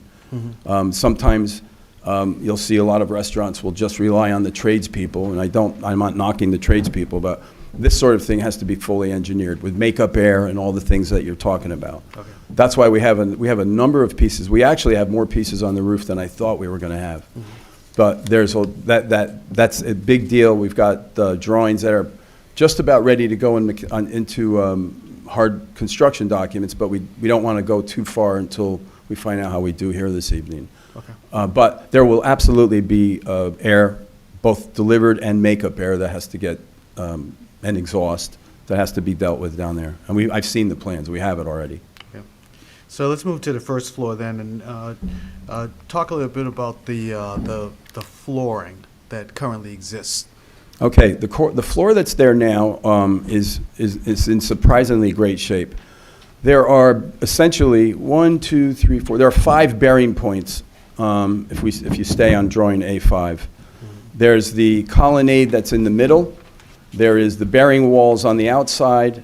There is the brick wall that's in the middle. And then there's another column line that's divides the upper section. That floor is not at all depressed or deflected. You know, if you guys have ever been into Saunders Hardware Store, it was always a nice wood floor. In fact, we're going to keep a lot of that wood floor. It wasn't always easy to see it because no, there was a lot of it's stuff very in there. distracting. There's so much going on. You have to make a list before you go in because you'll forget. Someone like me, that's what happens. There's so much in there. But the floors, we're going to keep the floors. We're going to refinish those floors as we are the brick. And that was a plus because building of this age, it's not unusual to find all kinds of deflection and chips and chunks and things falling apart. But the only floor displacement that we have is in the front around the bulkheads. And that is only because the way the building was constructed, they have the inserts where you come into the store and that actually is the basement underneath. So the concrete, when you walked into that store and you go through those little portals, that's actually basement space underneath. The building line is out here, but where the door is was over here, so you had a lot of water infiltration that came in there. So our engineers have come up with great plans to replace all that stuff. Okay. I thought I heard you mention in your presentation about some kind of a stairwell for the customers towards the rear of the first floor? Yes. Explain that, please. Yes, sure.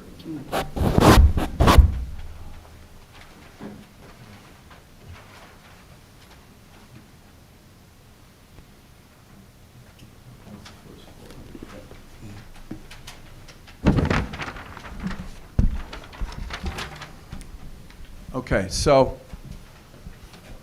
there's an access point right there, and that's where if we had outdoor eating, customers could sit out here, or if a customer was eating here, it goes to the bathroom, restroom, would like to go out from there and exit through the alleyway, they could do that. If apartment dwellers want to come in through this stair, they could go up this stair and get into the apartments up above. Customers, again, the entranceway is over here, and those are those recesses right there where I talked about where they were exposed to the elements, which are going to be fixed in our plan. The other access into the restaurant is right here, which is a new stairwell that we're making, and again, there's about I think it's 18 or 20 inches that this part of the grade is higher here, as opposed to the front where entrance is at the grade level is right level with the street. And the entire floor is level with the street. But as you go to the back of the building, grade lifts up over here, so we have a few steps to come in and out.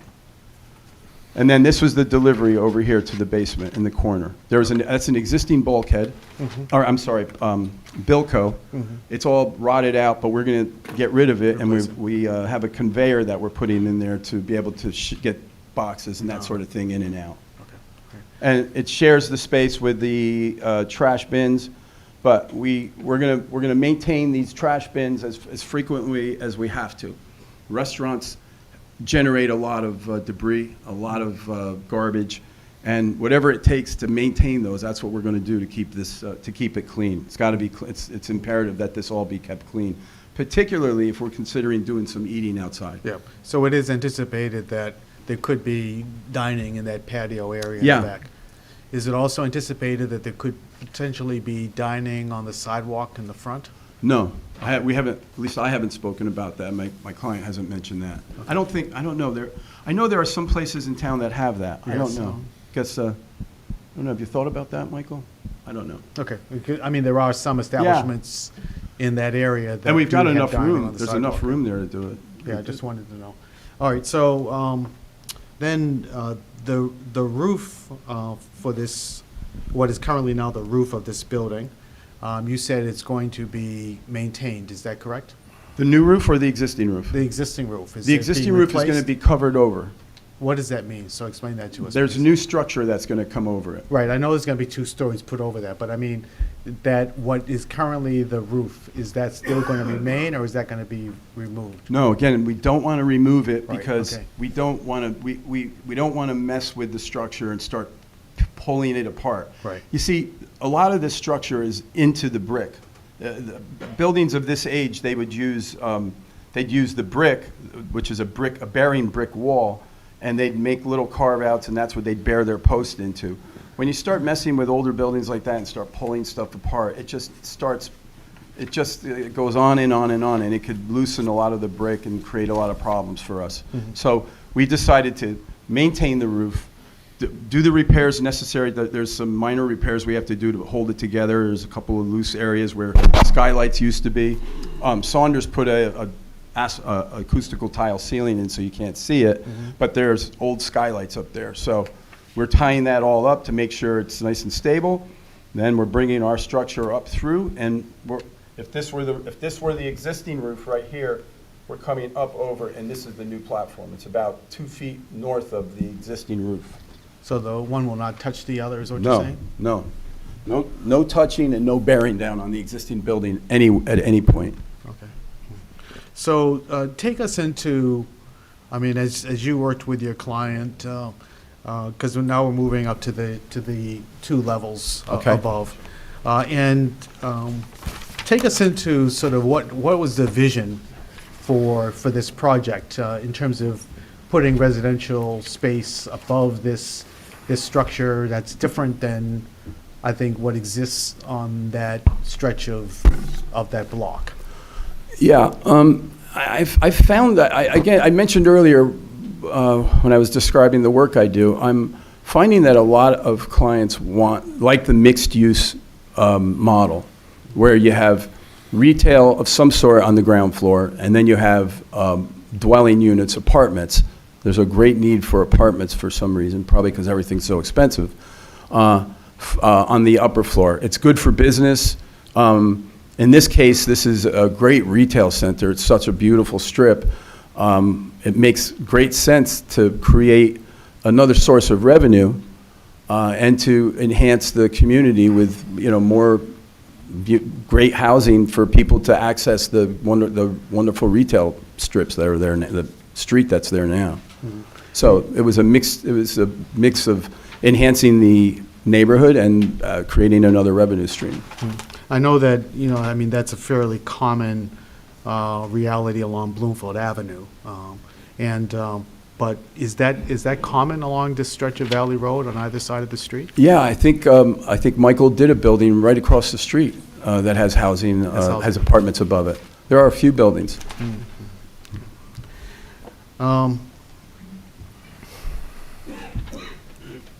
So each of the floors above will have 3 units. Correct. And are all 3 units fairly comparable in size? About the same, yeah. 6 to, they're different, the 7, let me read the sizes again.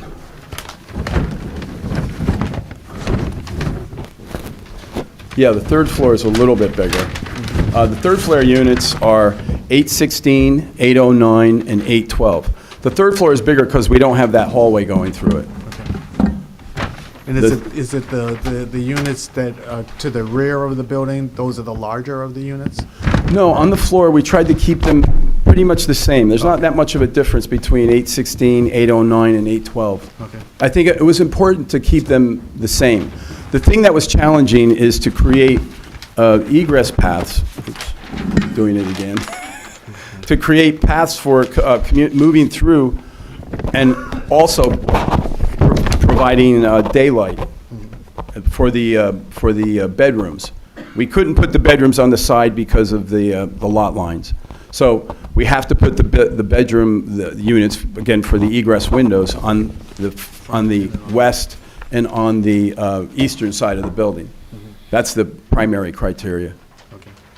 And has there been any determination as to the affordable unit?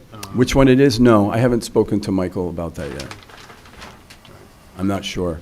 Okay. But I think, again, it's important to know that the apartments are all pretty much the same size. Again, the ones on the second floor are in the 700s, 750, that sort of thing. But, I mean, out of the 6 units, we're talking about 1 affordable unit. Yes. Is that correct? And then, I'm almost there. That's okay, I got all night. Just, I think it's just two more questions. I'm trying to stimulate my colleagues. Just on the, so you then have, you mentioned that there is a way for ventilation from the restaurant on the rear of the building Yes. going up to the roof. And can you speak about that, and what is your intent, or how do you see that ventilation happening in a way that would not have an impact on the residents on those upper 2 levels? Yes, that's a good question. Let me, I'll get to the roof plan, I'll show you. All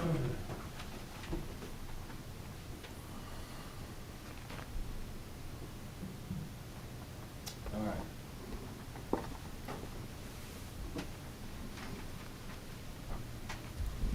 Okay, so first thing to notice as it ties into the restaurant is these 2 stacks right here. One is a makeup air and one is the kitchen exhaust.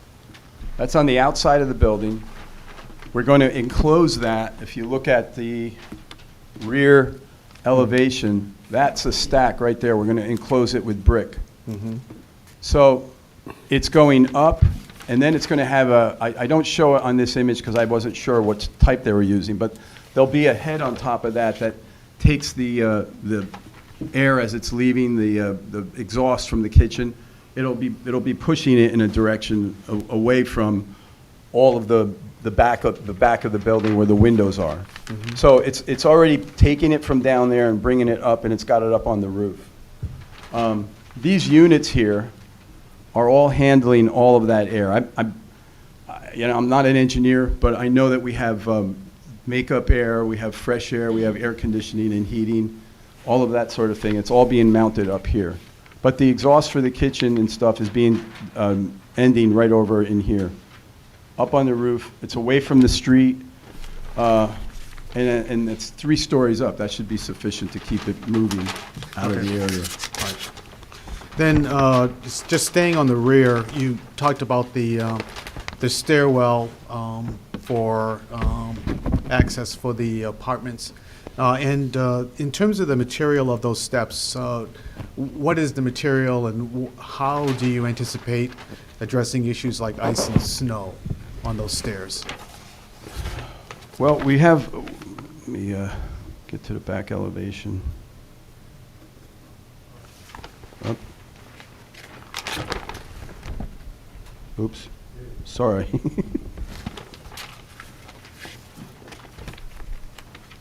Okay, so the stairs will be all steel. They'll have diamond plate treads, closed risers, it'll also be diamond plate, all painted black steel. We have a roof over here. In terms of the ice and the snow and that sort of thing, the inclement weather, we probably should extend that roof out farther. I'm seeing that now. But on the inside, we have 2 stairs on the inside of that building. We're actually almost providing a 3rd stair. That's like a 3rd stair almost. Although that interconnecting stair really doesn't count. So it's only the 2, the one in the rear and one in the front. So the construction of this will be ample enough to withstand the elements and stuff. It's just the roof, we probably have to extend it out to cover it up. Okay. All right. Okay. And then my last question is, since you have that drawing up there, helps, is the stucco. Yes. That is your presentation intended to communicate to us that the stucco will be sort of this yellowish sort of color, and is that painted stucco, or is that? Okay. Tell us about so the material. So the stucco is a synthetic stucco. It's not the not the traditional, the new stucco that's got the styrofoam and that sort of thing. This is real stucco that's going to be attached onto the building with welded wire mesh, galvanized welded wire mesh. It'll have expansion joints. As to the color, right now, we just wanted to pick a light color that works, that complements the brick. Okay. So we picked, it's not quite that yellowy color, but it really is pretty close. But we were looking for something that's creamy, light colored, that reflects a lot. Okay. But it's a hard coat stucco. It's not the Stowe or one of those type of products that just get eaten up by birds and don't hold up well. So you talked about, going at length to find the right brick that would complement the original structure. And can we assume then that the material that you're proposing in terms of the stucco would also have great durability that it Oh, would really yeah, last? absolutely.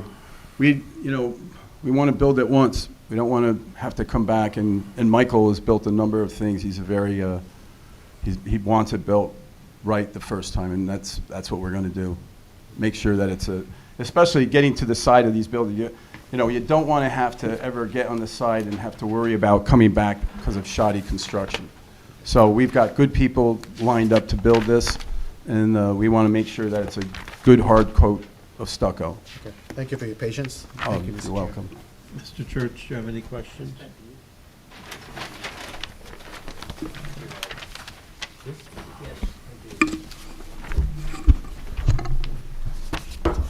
Sorry.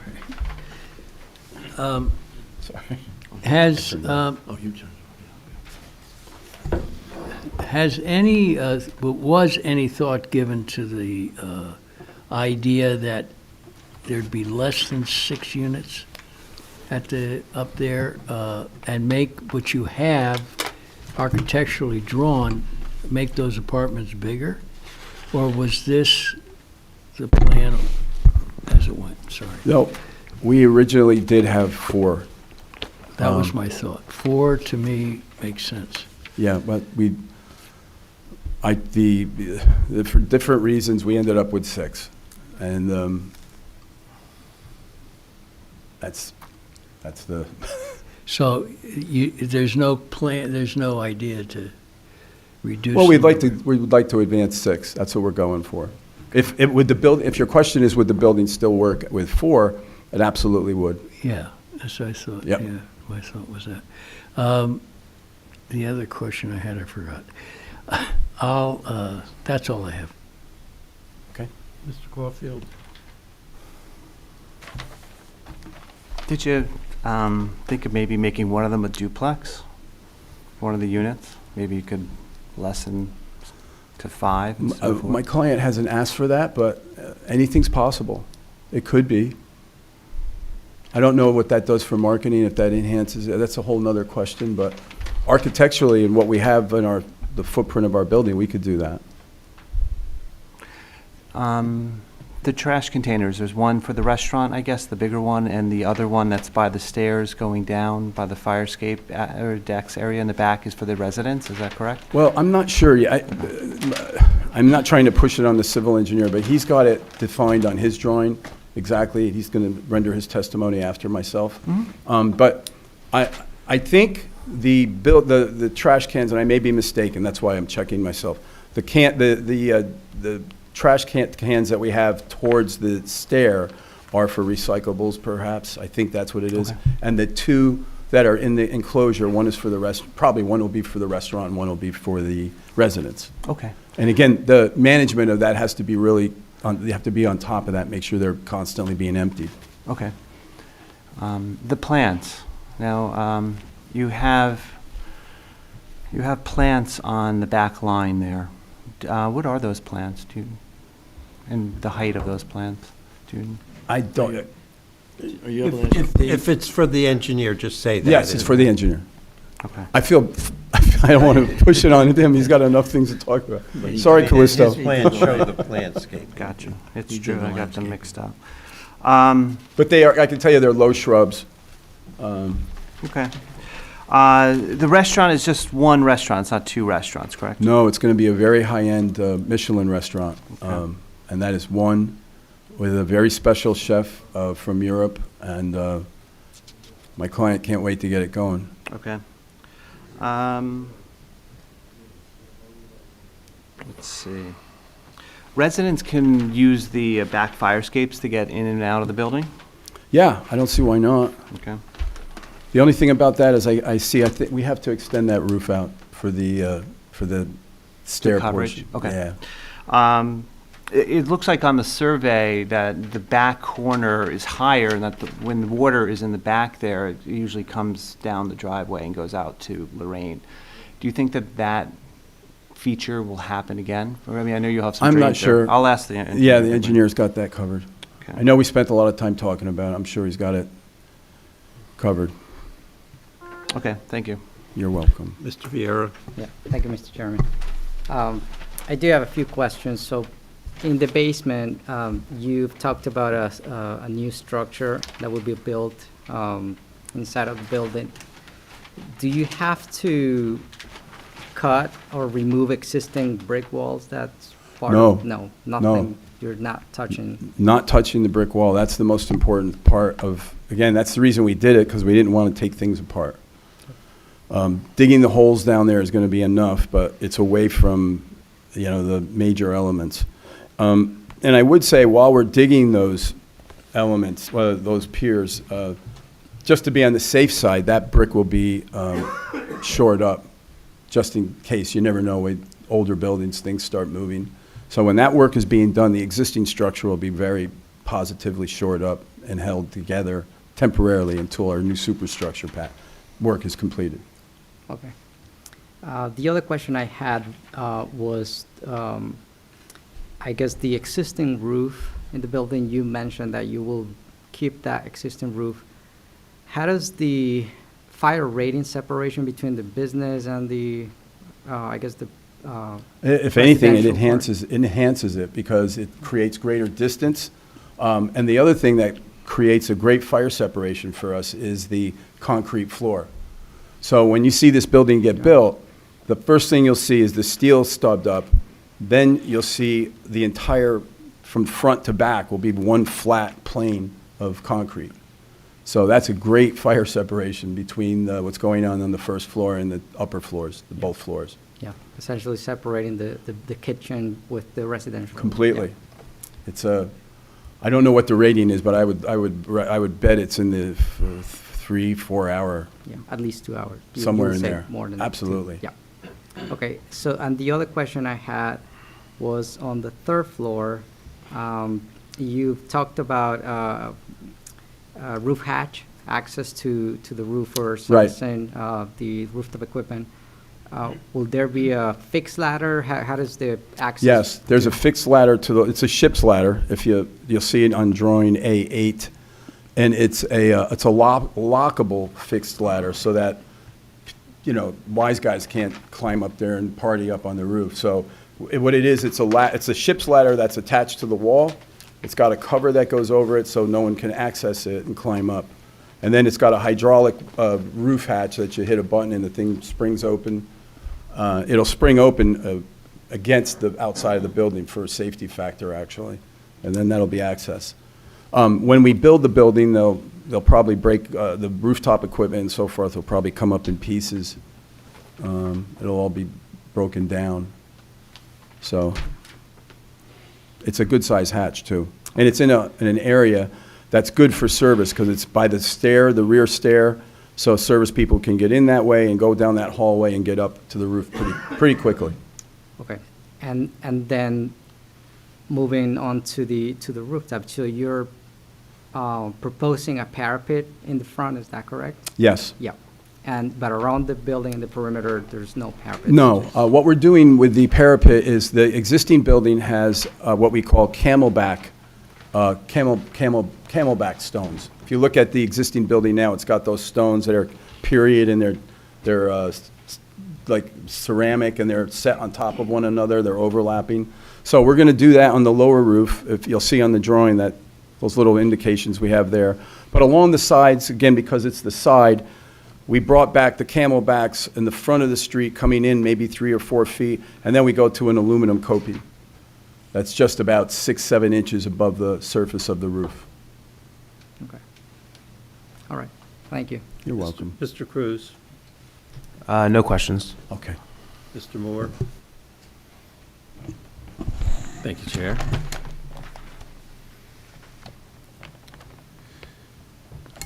So regarding the mechanicals, the HVAC system that's on the roof, have you done a sound study so that it does not, so that the noise isn't too loud for I residents on the have second not. floor? Good question, but I have not.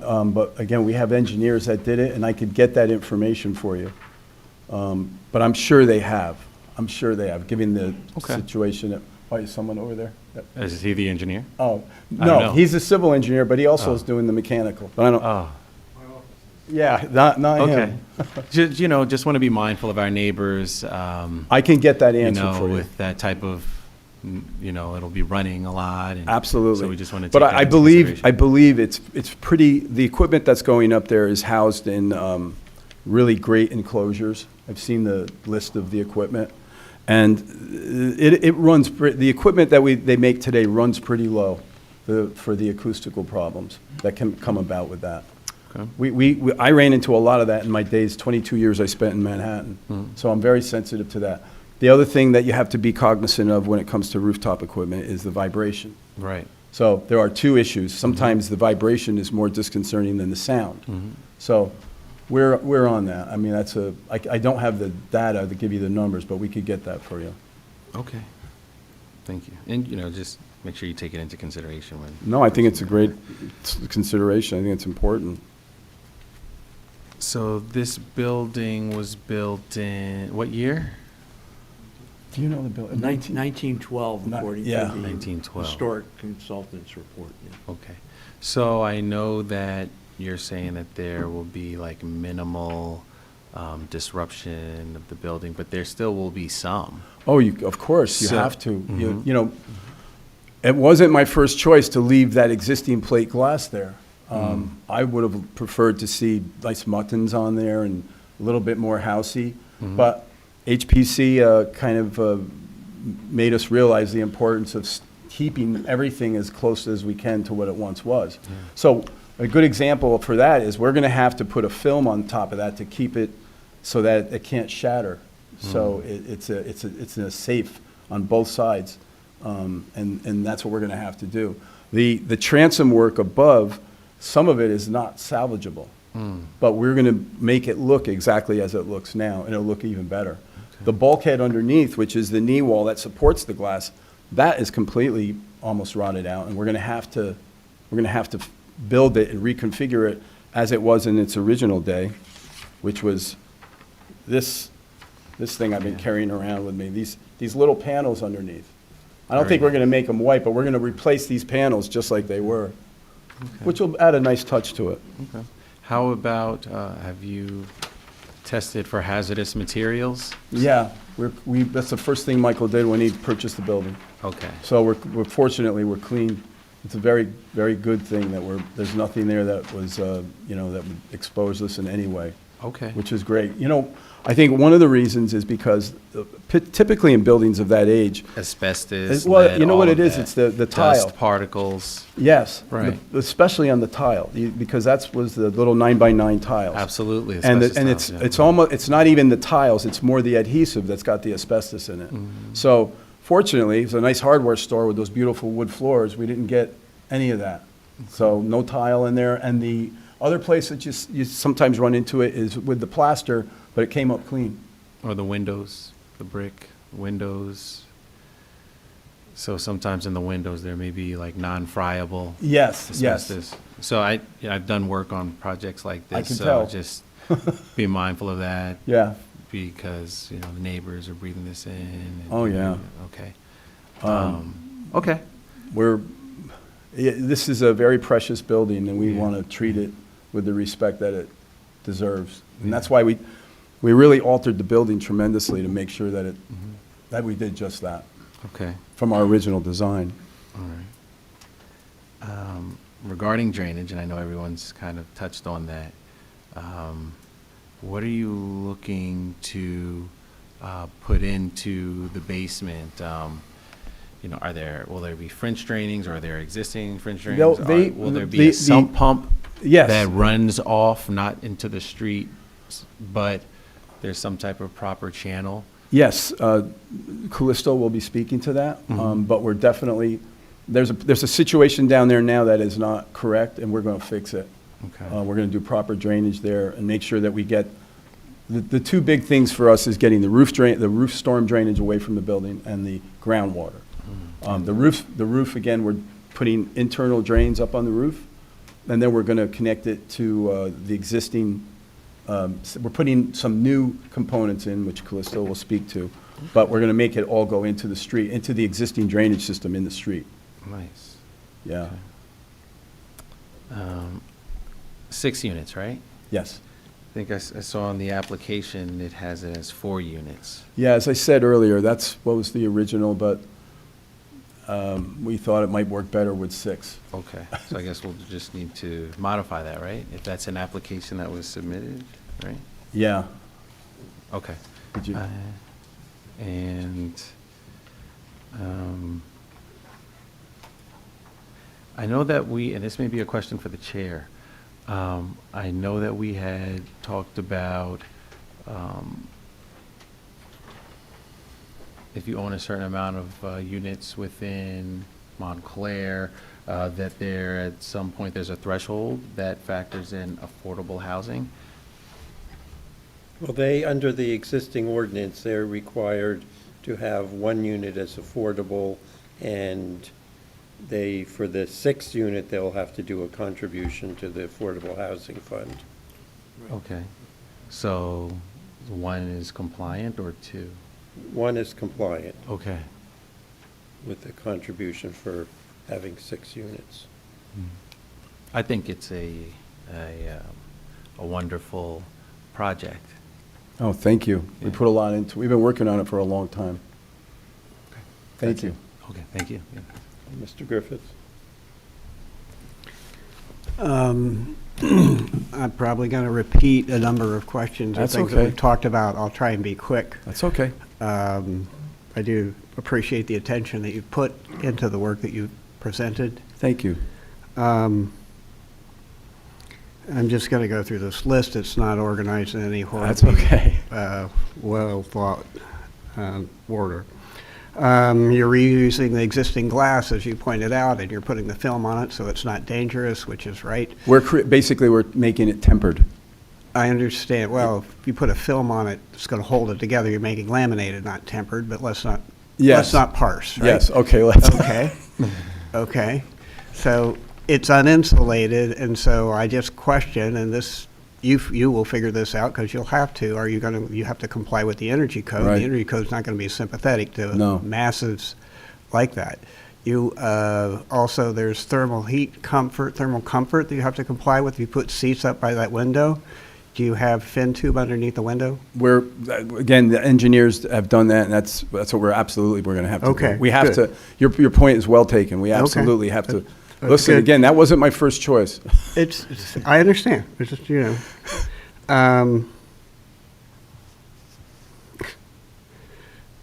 this is a minor point, but the soldier course that you show above the window stops at the window jamb, but the steel lintel continues on. Usually the soldier course goes to the end of the steel lintel. You don't have to respond to this. That's okay. Because it's not.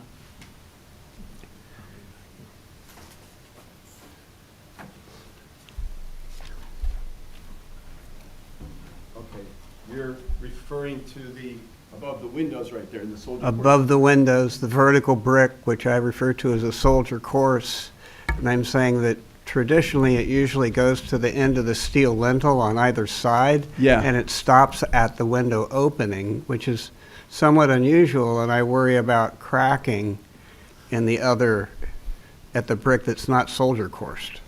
I hear what you're saying.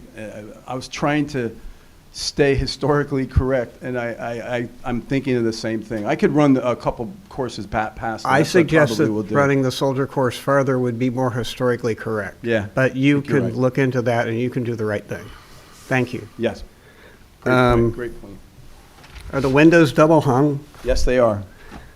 And obviously, you're providing egress windows. Yes, with a low absolutely. sill and the appropriate area, right? Absolutely. All those Great. windows are egress, yep. The leaded glass that you have over the windows down below on the ground floor, the existing is leaded glass. Is the new leaded glass? We're trying to restore as much of it as we can. And then whatever's new, we're gonna have to match it. We can't stick aluminum in there or something. We're gonna have to do something that matches Leaded it. glass is good. I Yeah. like that. That's a good answer. I like it. Thank you. The rooftop equipment, you don't have parapets on the side. You have equipment on the roof. Show me the OSHA railing. Railing, yes. What? I know. It's not drawn. No, it's not. Nobody else saw it to comment on it. No, but I was thinking about it. I'm thinking? Come on. No, because these are not You did such a construction good job with the documents. drawings. Come on. Don't give me I'm thinking about it. What about raising the parapet higher and then you don't have to have the OSHA railing? We could do that. I know it costs more money. We could I do ask that. you to consider that. I will. Okay. I absolutely will.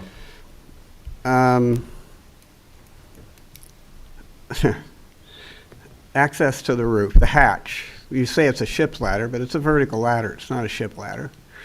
And it's a hatch. So I don't understand how I get a new compressor up to the roof, or I take an old one down from the roof, let alone just me getting up there with a toolbox. I know that I could probably figure it out. It looks very, very difficult. But to put it another way, if it's difficult to get to, it usually isn't maintained very well. Well, I spent a lot of time in Manhattan with access problems, and we would break equipment down. That's how it would come. It would come in component parts and bring it up through the whatever access points we had. So I've got to get into it with the engineer. Again, I appreciate your point, and I'm not pushing it off because I've been thinking about it. These aren't construction documents yet, but pretty close. But I have to worry about that, and I will absolutely So address it. you have two options that are somewhat easy, somewhat painful. Less painful is extending the stair at the back, basically your steel stair at the back. Yeah, we can do that. There's objections to that, I'm sure, because it'll start to look high. But that stair that goes up to the roof doesn't have to have a cover over it. Only the stair below the roof, wherever you have an egress path for the apartments, that has to be covered from Yes, the it does. elements. And you have to cover that whole stair, right? Absolutely, And I yes. would suggest that you put something up on the sides to keep the wind-driven snow and rain off of that surface, just so that the ownership isn't burdened with having to send somebody up there to clean it every time it snows. I had something there, but HPC thought it would look better like this. So safety comes first. Safety comes first. It's just a point to think about, Yep. but Yep. I would like you to register it and consider it.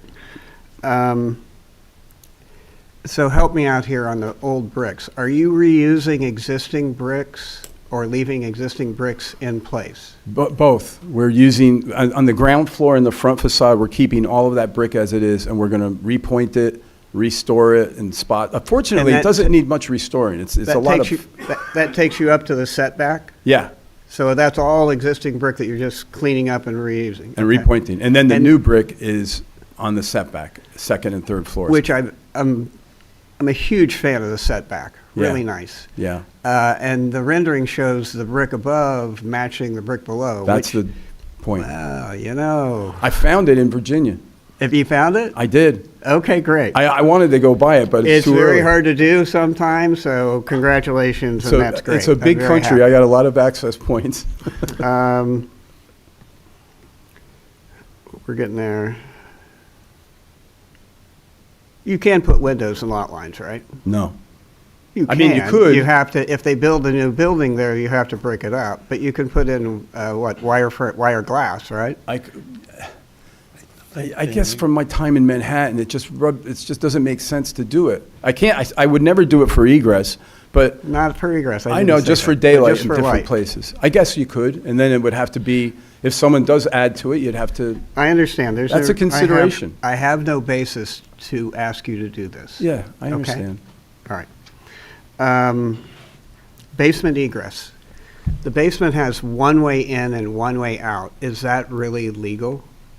And on the ground floor, you have a stair that goes up to the second floor from the street. And you could have a stair that goes down to the basement underneath that stair. So you could have a We second could. means of egress and access to the basement from the restaurant floor without any compromise to the usable space. We could. And I wonder why you don't consider that. I certainly will. I The front think stair, the the front restaurant- stair, you're talking about the front stair on the northern section side. I think the restaurant people would appreciate more direct access to the basement as well.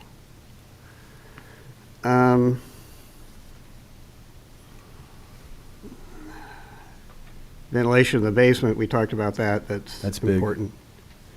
Stair to the roof, we talked about.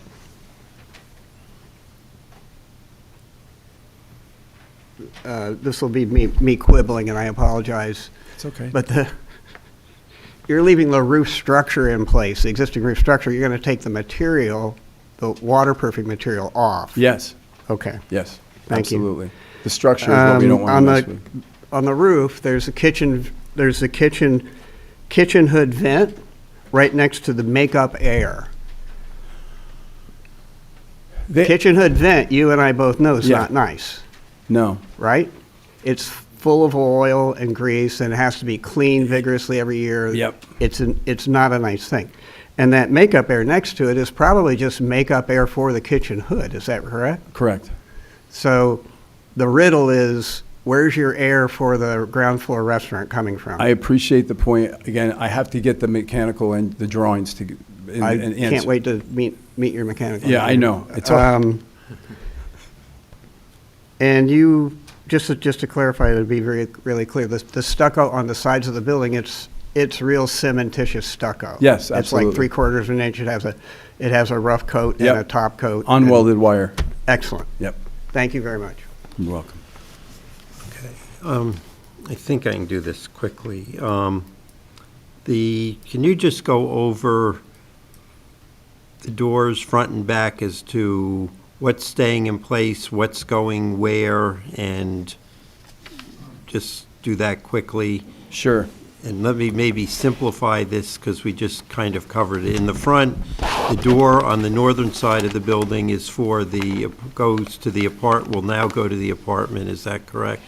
That is correct. And the door on the southern side of the front facade is going for the restaurant? is That's that correct. Okay, so go through what's happening in the rear. Okay.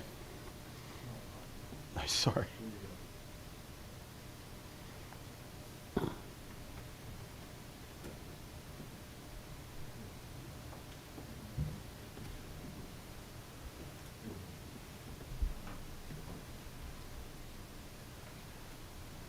Not moving.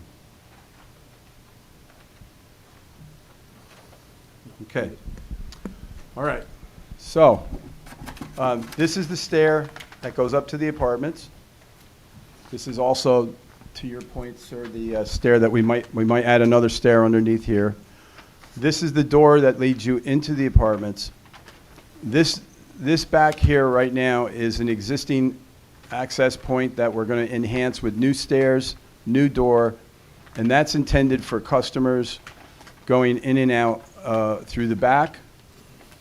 And also, I guess anyone can go through, and it's another means of egress out. There's a bulkhead door there that we're getting rid of, a Bilco door that's there now we're getting rid of, and we're going to close that opening up inside so that these stairs still, will work. This is the new stair we're putting in here, and this is intended solely for the employees and the access point in and out of the kitchen. This bulkhead that's over here, or this Bilco that's here, we're just going to leave the stairs. There's a nice set of concrete stairs there that takes you into the basement with a conveyor on it. We're going to keep that and put a new Bilco door on top of it. Okay, so that's where the conveyor. The Bilco in the center, that's being closed off and leveled and would become part of the patio? That's where the plantings are going. Okay. There's actually, this whole area right in here is going to have all planting beds. And when we think about eating area, we're talking about this area right in here. Yeah. Maybe 3 or 4 tables, maybe 5. Okay, it wasn't just, the patio wasn't distinguishing plants versus people, just Yeah. what will now be a pretty-looking area in the back Yes. versus what is now a singularly unattractive. Yes, it is. Okay, the other question I have in the rear is, the existing shed that's there, is that remaining? No, Okay, that's being totally removed? Completely. And just what you're showing in terms of the garbage recycling containers? we're doing a new brick enclosure. Keep wanting to go to my drawings. We're doing a new brick enclosure that I think is pretty attractive with a nice gate in front of it, an open gate. This thing doesn't ever cooperate with me. Oh, there we go.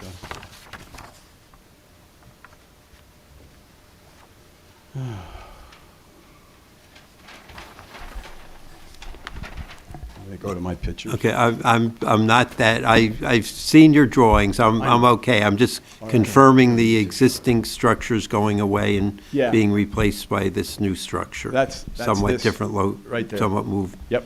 Okay. The Historic Preservation Commission, I understand you're following that, but one thing was not clear to me, and I just want to confirm that they had a preference for schematic 2, since we didn't see schematic 1 versus schematic 2. Do your plans reflect schematic 2? Yes. Okay. Yes.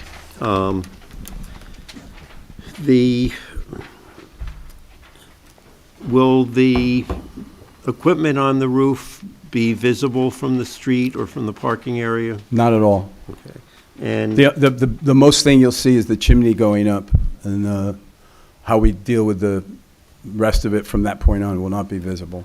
Okay. Now, when you're building the addition, how are you going to access the area for construction? Through the alleyway.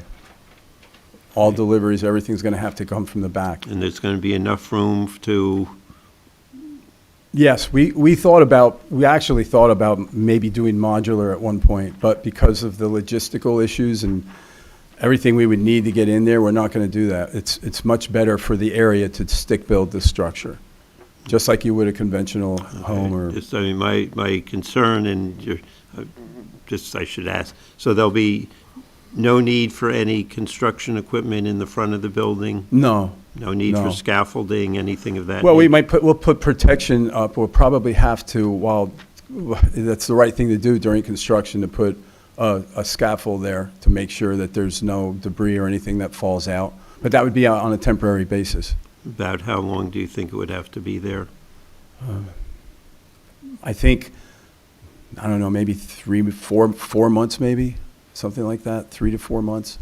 We could stage the construction so that that front end stuff, the stuff that's dangerous, would get done first, and then work our way to the back. I think just, coordinating with the other merchants in the area I know. as to when they would prefer to have sidewalk access restricted.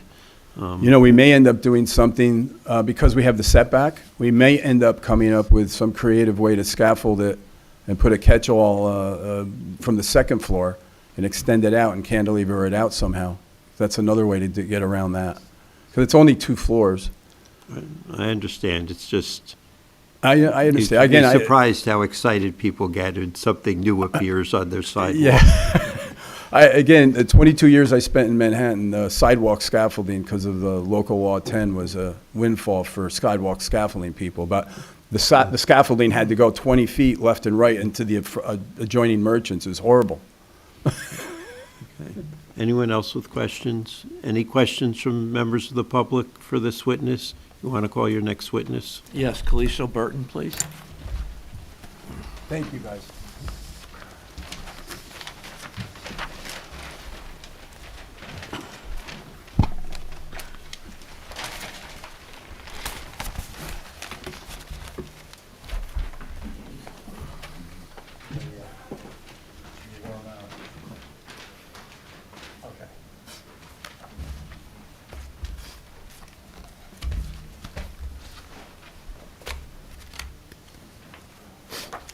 Sir, do you solemnly swear or affirm that the testimony you're about to give will be the truth, the whole truth, and nothing but the truth? Yes, I do. Would you please state your full name and business affiliation for the record? Sure. It's Callisto Burton, Calisto, Burton, Bertin.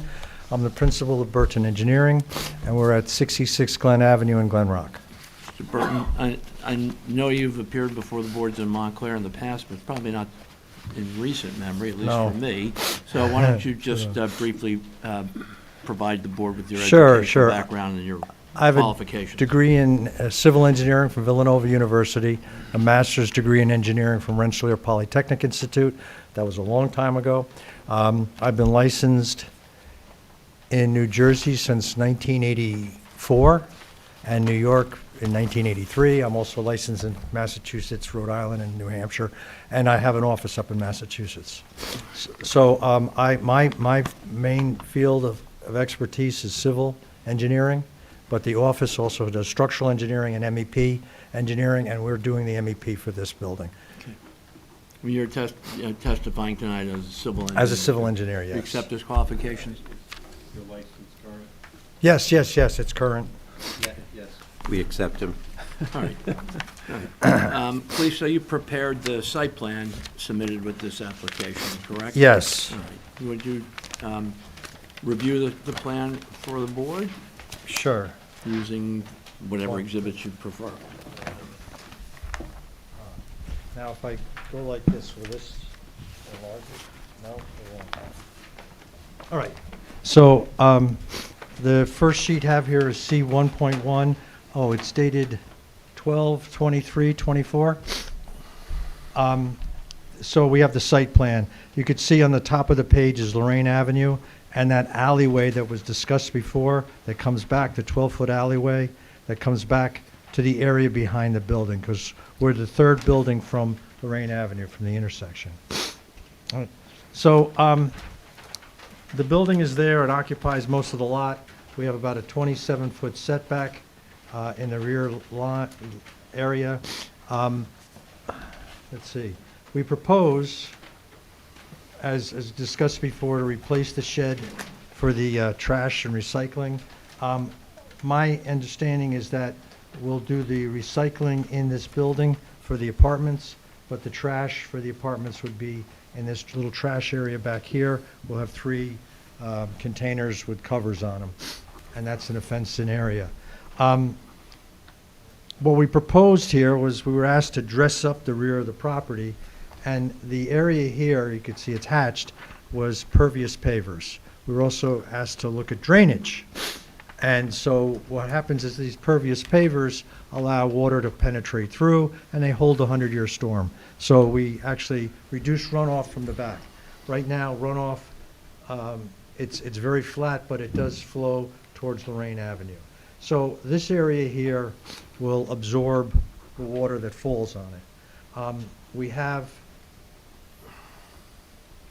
I'm going to go to the next sheet. Okay, I'm going to C 1.3, which shows our landscaping plan. So we have a row of arborvitae, 4 to 6 feet high planting. They'll go to 12 feet or so along the rear property line, because right now this is open to the next property. There's no curb there. There's curb along most of the alleyway, but at this area there isn't. So we're going to put a curb and we'll plant that. So that's 3-foot wide planter. And then up against the building, we'll have arborvitae up against the building with azaleas in front of that. Right? And so this way we've now kind of made this area here a little bit more wholesome. Whether they use it for outdoor seating or not, we'll find out. But anyway, we've done that, and we have this area, again, as pervious pavers to help draw in the drainage. Now, we did not want to do a dry well because that goes down too deep, and it could affect the basements. This is now, it's only 12 inches thick, so it'll stay on the surface. In the front yard, there is 1 tree there now. I think we were asked to put in 3 trees, but our utilities come through the middle, so we could put in 2 trees. So we could take out the tree that's there and put in 2 new trees, or we could leave the tree that's there.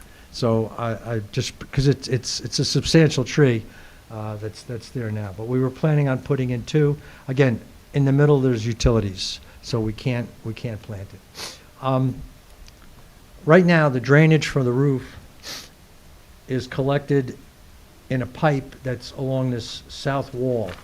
It's behind the wall. It comes through underneath the sidewalk and out through the curb. I think it's a 3-inch pipe. That's how drainage is now. That drainage was blocked when PSC&G did some work. That's what caused the water problem in the basement. That's been corrected. We don't really have that issue now. But there will be a sump pump in the basement, but now we don't have a drainage issue in the basement. So what we propose to do is, now with the new roof, we will come out in roughly the same area, but we were going to put a 6-inch PVC pipe and tie into the storm drain that's out in the middle of Valley Road. So it'll be a saddle connection like a sewer connection. Normally you do a manhole, but we'll see what the county wants. But right now we have as a saddle connection like a sewer going into the storm drain out in, it's in the northbound lane of Valley Road. So that's how we'll take the roof drainage. We mentioned that the 2 stairs in the back, you step down 3 steps or so to get down because the grade in the back is 1.5 feet higher than the grade in the front. So we'll have drains at the bottom, and that'll be connected to a sump pump, which will then connect it to the roof discharge. And it's not going to be that much water, but if you don't have a sump pump, it's a pain in the neck. So anyway, we'll do that, and that'll connect to the drain that comes out to the front. The site has a 2-inch water line, which is good for domestic, but the building will be sprinklered. It wasn't discussed before, but the whole building will have to be sprinklered because we got residential over commercial, and that interstitial space between the roof, 2 roofs, the new floor and the roof, that has to be sprinklered too. So we're going to bring a 4-inch water line in for the sprinkler system. I did not look at the mechanical plans. I know my office is working on them. They're nearly done. But the rooftop units will also provide air conditioning for the restaurant. So we'll have shafts coming down, and the basement will be air conditioned as well. Okay.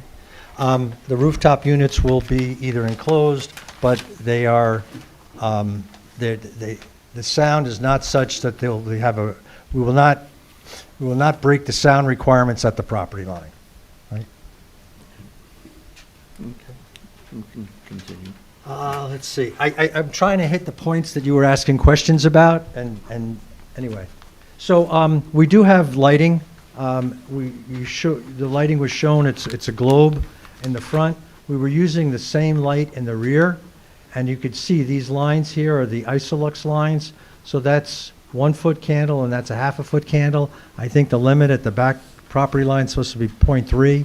So the only way to do that is we'll change the lighting in the back to wall pack units. I don't know that it's so important that we have the decorative globe lights in the back. Right? So they'll be in the front, and you can see the 1-foot candle line does go out beyond the sidewalk, and the 1/2 foot candle is in the street.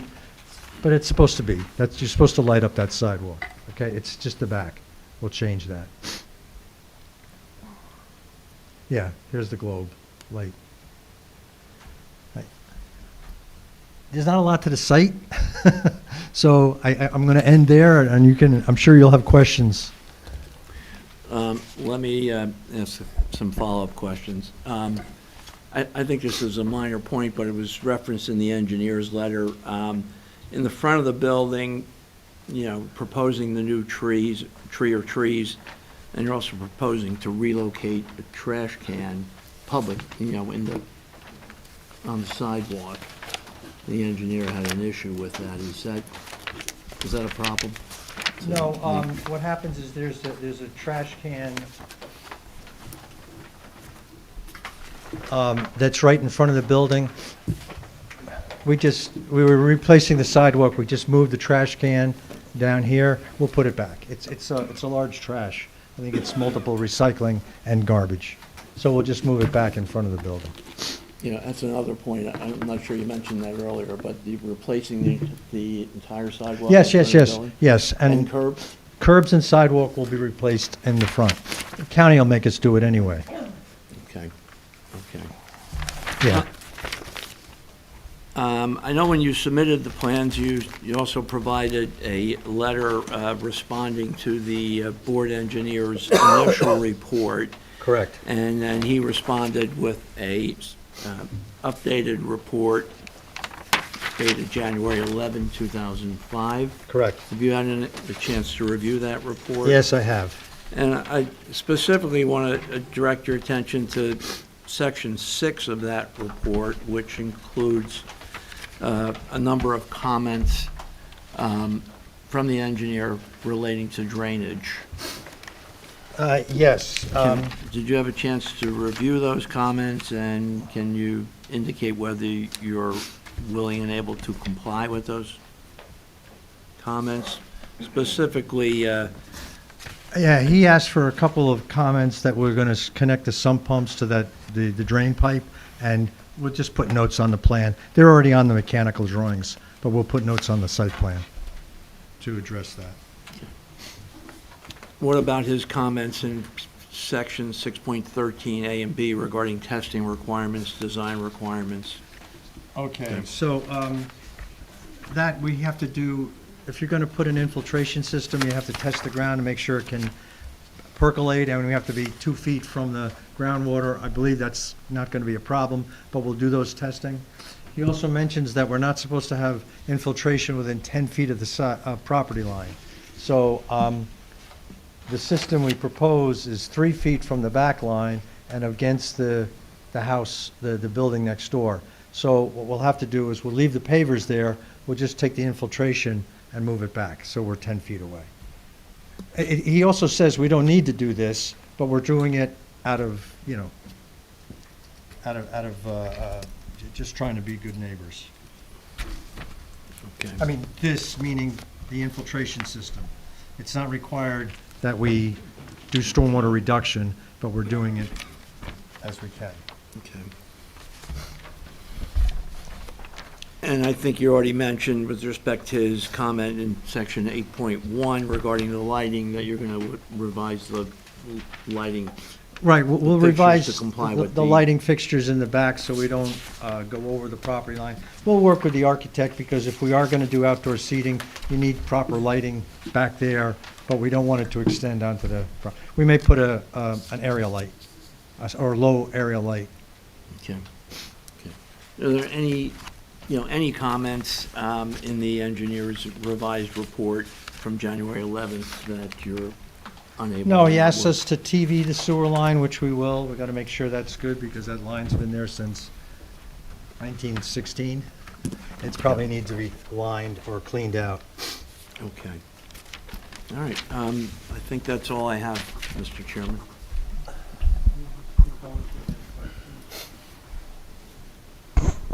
Yeah, thank you, Mr. Burton. Just a couple of questions for you. So, just going back to my earlier line of questioning about the water in the basement, you mentioned sump pumps. Tell us a little bit more in terms of what the plan is, and also, do you know what is the source of the water that has? Well, the water was coming because there was a clog on the roof drain, and that was backed up, because these are old pipes, so it came backed up through a joint and got into the basement. That's been corrected, so we don't have that water problem.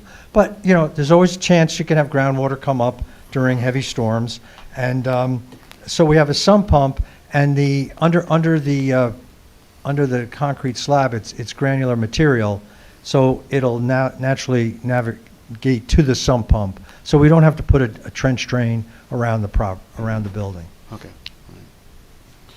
Then you also mentioned in your presentation, you talked about air conditioning for the restaurant. Is the air conditioning also being provided for the apartments? Yes. The rooftop units will provide air conditioning for the apartments. Okay. Yeah, because we're not going to do P-tax or through-the-wall units to Okay, keep you didn't mention that, that's why. I asked the Right. question. It'll be rooftop for the apartments. Okay. And then finally, just in terms of the new sidewalk, is this going to be something different in terms of the sidewalk, or is it going to be, is it merely a sort of a refresh of what is the existing style of the sidewalk? What are we Yes, talking about here? what we were planning was just to do concrete, because that's what it's in the area. If there was a design you wanted to do, I don't know, we could do it here, but we were just going to replace the concrete. Yeah, I wasn't asking for a design. I just Right, I'm wanted just to know telling you, what no. refresh meant. Okay, So the whole frontage will be brand new. okay, all right. Thank you. Sure. Yeah, you mentioned the the trees in the front of the building now, the tree. Yes, there's one tree sort One of in the tree. middle. Okay, and you still, you're going to leave that tree, or you're going to, and add two to the side, or does that tree have to come out? Well, that tree was going to come out to put the two trees in. 6 of one, half a dozen. Yeah, okay, because, you know, why take down the one tree, but I think the request was for 3 trees, we just can't get 3 trees in. That tree in the front, now, is that a cherry blossom tree, or? Well, my point is, can it be matched?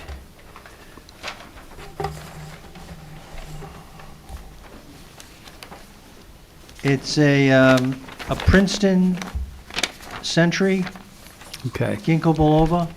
okay, That's, I guess, I think that's where we tried to match the trees that are there. okay. The tree that's there is a spring flowering tree. I'm not Yeah, I'm sure not sure exactly what it is, but Spring flowers, yes, he was proposing the ginkgo for the 2 trees on the side. on the site. Could All they, right. could you match them? Yes. I would like to see them matched. Okay. you know. I just aesthetically, Sure. I walk there all the time. You done? I'm done. Mr. Caulfield? So I have just a quick question. On the list of documents, there's something about a Wi-Fi server letter request addressed, Water Bureau and sewer facilities. Is that? We sent out, we were asked to get will serve letters from all the utilities, and we got will serve letters. Okay, sorry, I didn't see that. Across the street is a taller building that has a lot of, I guess, cellular collection data stuff on it. Would that be Antennas. something that would happen here or no? Probably not, right? No, With if the it's building across the next door? street, they're not going to want to put it Okay. here. Okay, so my question to you is the shrubbery that we have that's going to grow 3 to 4 feet in the back. Well, it's planted 4 to 6 feet, but it'll grow to 12 feet. In the back? The arborvitae, yeah. 12 feet, okay. Along the back, the trees, these along here. I have them in my backyard. They'll grow about 12 feet tall. That's right behind that is a parking lot. I feel like Correct. they're going to just eat that shrubbery up when they make their turns. What's the story of someone like having a heart attack and running their car right into the people that are eating dinner out there? Well, we are putting a curb up there, but it's a good point. We could put a couple of bollards, either on the curb line or on the inside of the shrubs, just to protect them. Are you concerned of people that have been eating at the restaurant going down that driveway to Lorraine? Just the condition of that driveway, is that a concern for you at all, or no? My recollection, it's in decent shape. I don't know that, I think it's just a second means of egress. I guess if people park in the parking lot in the back, you can't get to that Can't get parking in lot there. from Yeah, here. you No, can't park You can't get there. there from No. here. Yeah. No, you can't. So Maybe I don't know me- why they would go out Lorraine. Okay. I could see the residents going out to Lorraine. Yeah. If they're walking to the train station or parking in the other building in Lorraine. Okay. If residents come into the back and people are eating, is there going to be ways for them to get in there, or is that just going to be like join the party type of bit? Join the party, walk through. Thank you. Mr. Vieira? Thank you, Mr. Chairman.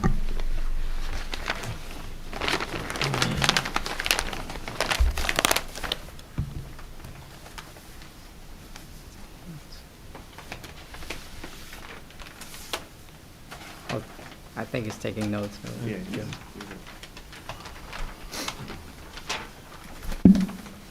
Good evening. Good evening. Regarding fire protection, you mentioned there will be sprinklers in all Correct. floors, correct?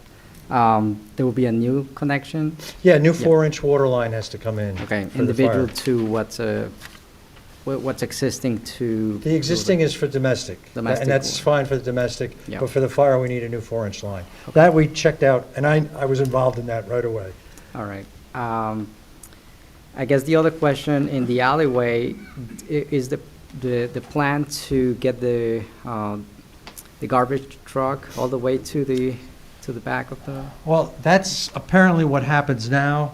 The vehicles would back down from Lorraine and come down here. Oops, I'm sorry, it's over here. They would come down here, and then they could, these cans are all rollable.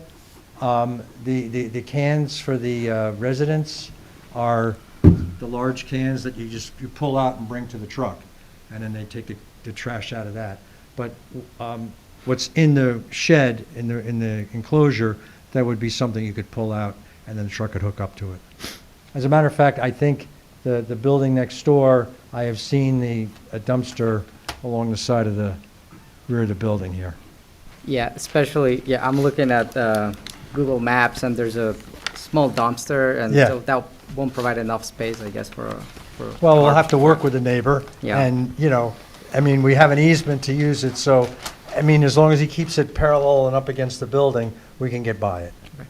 All right, thank you. Mr. Cruz? Thank you. I guess I just had a question about the porous pavers. Since you're trying to utilize infiltration, and I do understand that doing recharge isn't a requirement, had you considered at all sumping the water instead of into the municipal drain into the porous pavement and allowing for it to just infiltrate that way? Well, what goes into the porous pavement will infiltrate. We're not going to put that into the municipal drainage. No, I meant the building. Oh, the sump pumps? Yeah. The sump pump in the back, those two little stairs, it's so little bit of water, we could discharge that. Maybe I'd put what they call a Coltec unit, a little galley underneath there to take that water. It's not much water, so I could see taking the runoff from those stairs and putting in a Coltec. Or, that's just a brand, a galley. Thank you. Mr. Moore? Will the residents have access to the easement area? Is that where they'll be putting their garbage, or is it right on the backside of the, will they be taking their garbage to the backside of the building and then new My enclosure? envision is that the residents will come out and use this for their garbage, and they can put their recycling in the shed. We just don't have enough room to put all that there. With 6 apartments, 3 cans will be enough, because they're pretty big cans. But Can you show me where the easement is in the regards to- easement, this is the easement. Okay. That 12-foot wide driveway, well, it's 12 and a half feet wide. And so, but the residents will come down the stairs in the back to throw out their garbage. So they're not walking in that easement area towards is that Lorraine? Are they walking in that area or no? They could, there's nothing to stop them. I mean, if they throw their garbage out and then they're walking to the train station, they might just do that rather than go through the restaurant, because the restaurant will be, closed in the mornings. Do you have lighting proposed? Yes. For that? Well, I said easement that area? before. Yeah, these are the Isolux patterns here. We have a light here and 3 lights on the building here, and there'll be lights in the roof of the stairwell, because there'll be lights there, but the outdoor lighting we have here. So this is all well lit for people to walk, yes.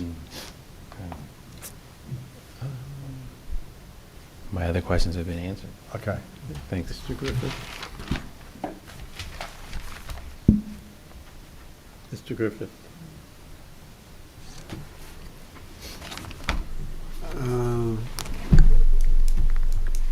Do you answer mechanical questions or not? Well, if I can, I'll let you know. Okay. The exhaust hood for the exhaust for the stove hood on the roof just shows a round circle. It's got to come up and gooseneck down at the very least. There needs to be more drawn on that so that everybody knows what we're talking about. Yes, well, the architect just showed the shafts, because we wanted to make sure we had the shafts. But yes, that'll all be detailed. It's on the mechanical plans now.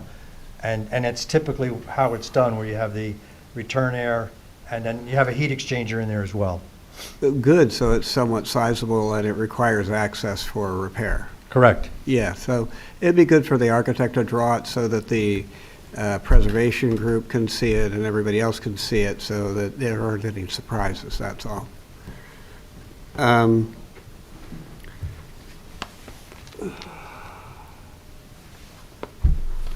I see the fence in the back, and I look at the plan. I'm just looking at C11, and the lower right-hand corner of the backyard, there's trash containers. And it Correct. appears to be the chain link fence around the trash containers, is that right?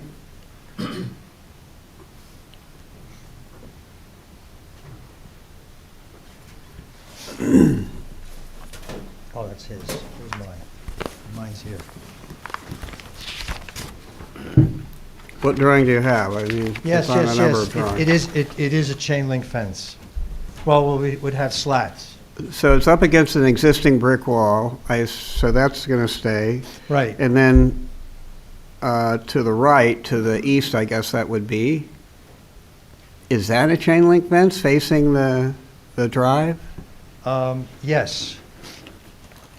Well, And that line, the property line there, there's no demarcation between, that's a driveway there, right? Directly adjacent? on the other side, yes. Yeah. There's a driveway there.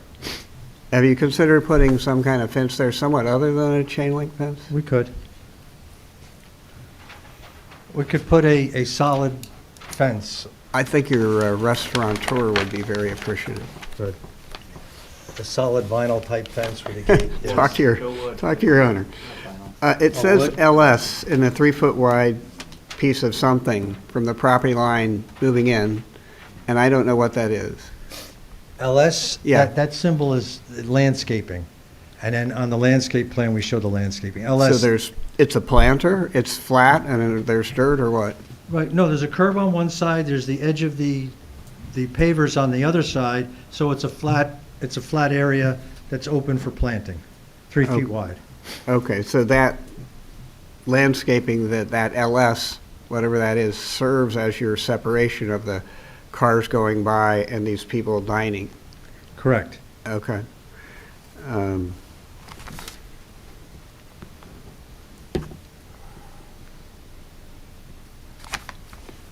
I have no other questions, thank you. Just a couple of things. Is the trash collection going to be by a private hauler for both the restaurant, which I assume, and the residents? Yes. And when you're connecting to the storm sewer in the road, are you going to have to dig up a portion of Valley Road? Yes, we have to go to the county for that, yes. Okay, so in addition to you'll be replacing the sidewalk, but you also have to repair the road to Correct. whatever the county requires. Okay. Are there any members of the public who have questions for this witness? Okay, want to call your next witness? Peter Stec. Oh, wait, I forgot one thing. You're showing, I don't have an issue with the arborvitae along the rear property line. The two arborvitae, you have 3 rhododendron and then 2 arborvitae next to the building, and they seem to be rather big. They're proposed the same size. That seems to be a little big for next to the building, and they're kind of overwhelmed the rhododendron. I'm not sure why those are necessary. You're right. I guess we were just trying to soften the wall, and if you just have the the azaleas, Azaleas, they're only, 30 inches tall, and then you got this big Okay. wall behind it. But, something growing 12 to 14 feet tall is a little, I would seem a little Okay. out of place, and I'm worried that the azaleas are going to be, No, well, It- it's over 6 feet wide, so the arborvitae only grows 2 feet wide. okay, well, Okay. I will got it. argue I got based it. on Got it, what I've got it. seen them, that you come up with something that'll be tall, but not that big. The arborvitae gets wide. You just water it and let it grow, and it will grow wider Yes, too. Well, It's it not depends just which one vertical. it is. But- The emerald but- greens are wide, but the other The ones that the deer like to eat, I but- don't think we're gonna have a deer problem here. They're nice and narrow. The rhododendron will grow big too. I mean, Yeah. the rhododendron can be 6 or 8 They- feet high.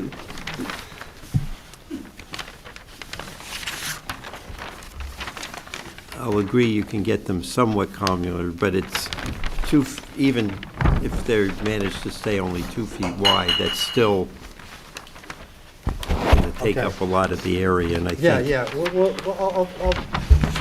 I'll challenge my landscape architect.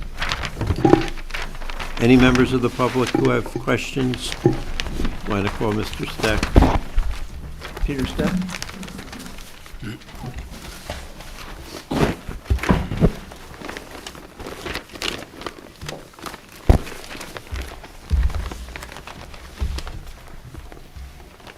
Sir, do you solemnly swear or affirm that the testimony you're about to give will be the truth, the whole truth, and nothing but the truth? I do. Would you please state your full name and business affiliation for the record? Peter G. Stec, S-T-E-C-K, 80 Maplewood Avenue, Maplewood, New Jersey, testifying as a planner. Mr. Chair, we accept Mr. Stec's qualifications. He's been here many times. And it's still good this evening. So far, yeah. All right, Mr. Stec, you're familiar with the application that's before the board as well as the property that's involved? Yes. All right, you want to begin, providing background regarding the property itself and the surrounding area? Yes, I have a handout that might be helpful that works without use of the mouse. Thank you.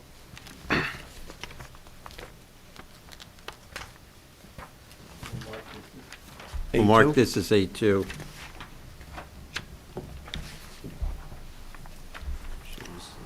Someday, Peter, we're going to bring you into the technological age. He's getting there.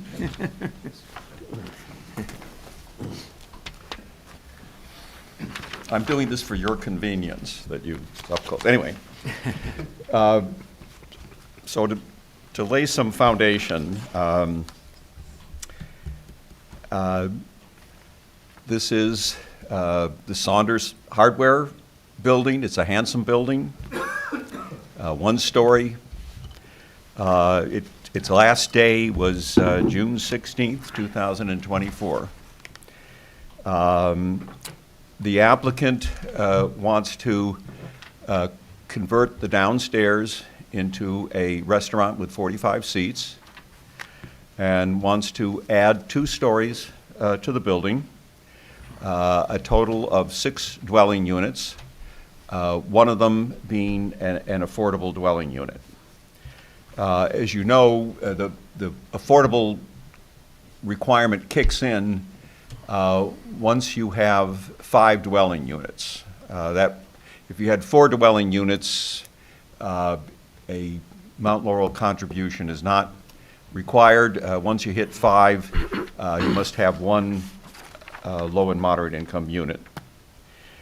So the applicant is proposing one of the units to be affordable, and because there's 1 extra unit, that'd be a cash contribution. Part of my analysis was to look at the surrounding area, and I'm sure the board is very familiar with it, but on the first page of my handout, and did we mark it? Yes, A2. Okay. So these are photographs from Google Earth Pro, and on the upper half, I have a kind of a regional view of where the property is with PQ in the upper center portion, and a more focused view on the lower section. As you're familiar, this is a corridor commercial area focused on Valley Road. Buildings typically 1 to 3 stories, although across the street there is a 4-story building. Almost every building every commercial building in this area doesn't have on-site parking that complies with the code as if it were built new. Frankly, the only building probably in that upper picture that has enough parking is Mr. Pavel's building, the so-called Keller-Williams building, that has 60 parking spaces. For a long time, parking largely is either on-street metered or the Bellevue-Lorraine lot, which is behind the building, or the Bellevue lot, which is on the other side of Valley. On the second page, you have pictures of the front and back of the building. And again, we're sandwiched between two one-story buildings, and then those are framed by two three-story buildings.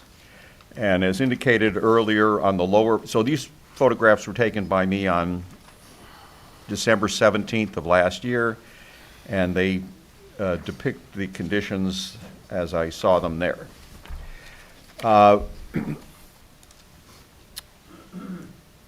of my analysis was to look at the master plan, and this is your master plan has been updated to 2023, and I'll just invite you to flip to the fourth page of the A2, where I've clipped some sections of the master plan, and I'll return to this in a moment, but I'll just give you a summary.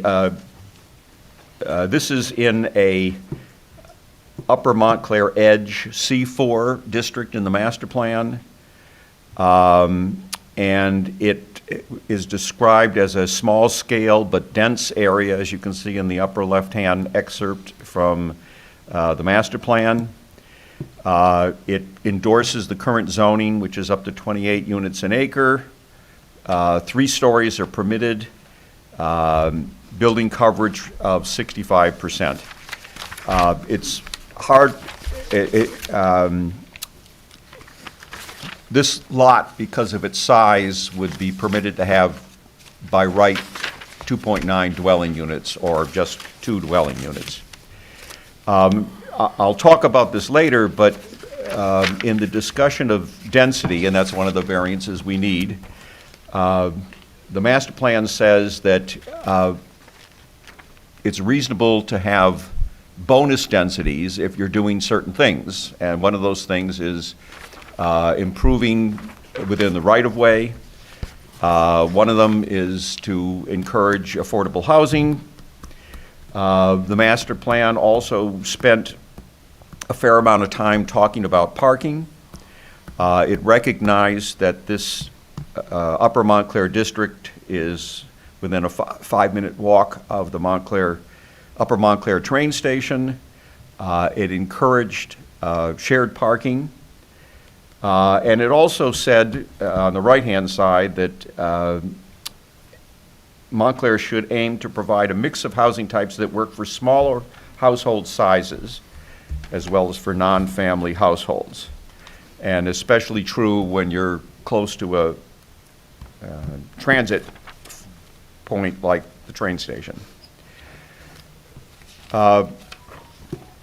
This is in the NC zone, which requires 4,000 square feet, which we have with existing buildings, a 40-foot lot width, which we have. You want buildings to be up at the front property line. You can be at the side property line. There's a rear setback of 20 feet required. We already are in violation of that by the shed that exists that's going to be reconstructed. But the applicant is adding the stair tower in the back, and so that's going to be, excluding the last few stairs, 9.3 feet, I believe, from the rear property line. So that's a dimensional variance that we need. There's a maximum impervious coverage that we exceed. There's going to be no change to that, except for the fact that functionally we are adding some landscaping, and we do have the pervious pavers in the back. So despite the fact that we're still covering the whole lot, technically, there is more pervious area than currently exists if this is approved. The variance that brings us before this board is the D5 variance, density variance. We're permitted a maximum based on the size of the property and maximum of 28 units an acre, 2.9 dwelling units, so you don't round up. We permitted 2 dwelling units by right. We are proposing 4 additional dwelling units. Right now, I think the best thing to do is to go to the 3rd page of my exhibit. And I have what I'll call 4 development scenarios. So to the left, A is the existing condition. It was a retail use. It could be reoccupied as a retail use. Doesn't require any board approval, any variances. Technically, because of the square footage, 1 per 200, we would be required 17 parking spaces. However, it's an existing condition. Again, another retail could go in there with no change. The second scenario is one that the applicant initially looked at. The applicant is eager to convert this building into a restaurant. There doesn't have to be, to do that, you don't need 2 stories above it. You can just convert it, and this might not even require site plan approval. But the answer is by having 45 seats, 1 space per 3 seats, actually the required amount of parking would go down from 17 spaces to 15 spaces. So those 2 scenarios are as of right scenarios. So we can just do it and call it a day. Without exceeding the density, you could look at version C. So we could add 2 stories on top of this because we conform to all the setbacks, conform to the height. We could have 1 apartment on the 2nd floor and 1 apartment on the 3rd floor. 2 rather large apartments. We wouldn't have to extend to the back because we could have an interior stairway for the required second means of egress. And that would be a permitted configuration, except that because you would be expanding the building, all of a sudden, all the parking standards kick in. Now, I would suggest to you it's kind of unreasonable to require parking for the 1st floor because it is what it is, and in fact, the parking demand technically is going down. The reason the applicant would like more dwelling units is, as you've heard over the last couple hours, this building is being treated with kid gloves. There's a lot that's going on to help preserve this building, and the applicant has gone a long way agreeing what the suggestions were of the Historic Preservation Commission. That involves a lot of, I'm trying to think of the word, cost. I mean, this is a very expensive building because of the way it's being treated. The other issue is the town is interested, at least from the planning department, of having low and moderate income housing. The chairman mentioned that apparently there was approval, but if there right now is no low and moderate income housing unit in this ward or the Upper Montclair area. And the theory of the law is that you need it, you don't just come in with a developer and say, okay, you want to build 12 units, automatically 20% have to be low and moderate income. The idea is there should be some incentive so that a developer has a reason to produce that low and moderate income unit. That's why the applicant wants to do 6 units, 3 per floor. First of all, if this were 1 unit per floor, again, we wouldn't exceed the density. There'd be tremendous units, whatever, 3 or 4 bedroom units. This is not an area where you really want large families, simply because there's not a lot of open space right here. The applicant wants to do 6 units, all 2-bedroom apartments, one of them to be low and moderate income. And the applicant is comfortable with the economics that make this work, because as I've indicated, this is a very expensive project because of the kid gloves approach to the building. While it's true that this could be built with 4 units, from the applicant's point of view, there's not an economic incentive to provide an affordable unit. The applicant would like to do the 6 units, wants to do 1 affordable and pay the difference, the fractional difference for the 5th units. And again, while, as the applicant said, you could certainly do this 2 units per floor and call it a day,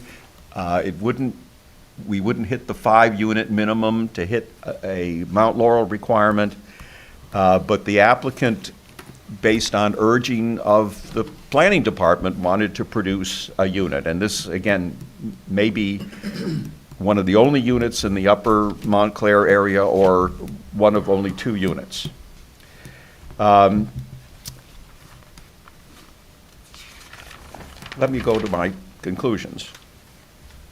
So the reason we're before you is because of a density variance. This is a D5 variance. It's not a so-called Medici case because this zone permits multifamily, but we have to address the problems that arise from those 4 extra dwelling units that we exceed the density. So what are the problems that arise from those 4 extra dwelling units? We meet all the setbacks except for the stair tower in the rear. So it's not an issue of height or bulk of the building. One could argue, well, it's a parking issue. Those extra units require parking, and we don't have any parking on the site. That's in my opinion, the prime impact from the overage in density. There are public benefits. Low and moderate income unit, having smaller units in a setting that's appropriate. The applicant, as indicated, has permits that he can allocate for daytime parking, 10 permits he can allocate to this building. And the applicant has another building in the area, as indicated, that has 60 parking spaces that is clearly not used on the weekend or in the evenings. So from a functional point of view, in my opinion, the negative that arises from the extra 4 units is essentially a parking issue, and I think the applicant has reasonably satisfied that.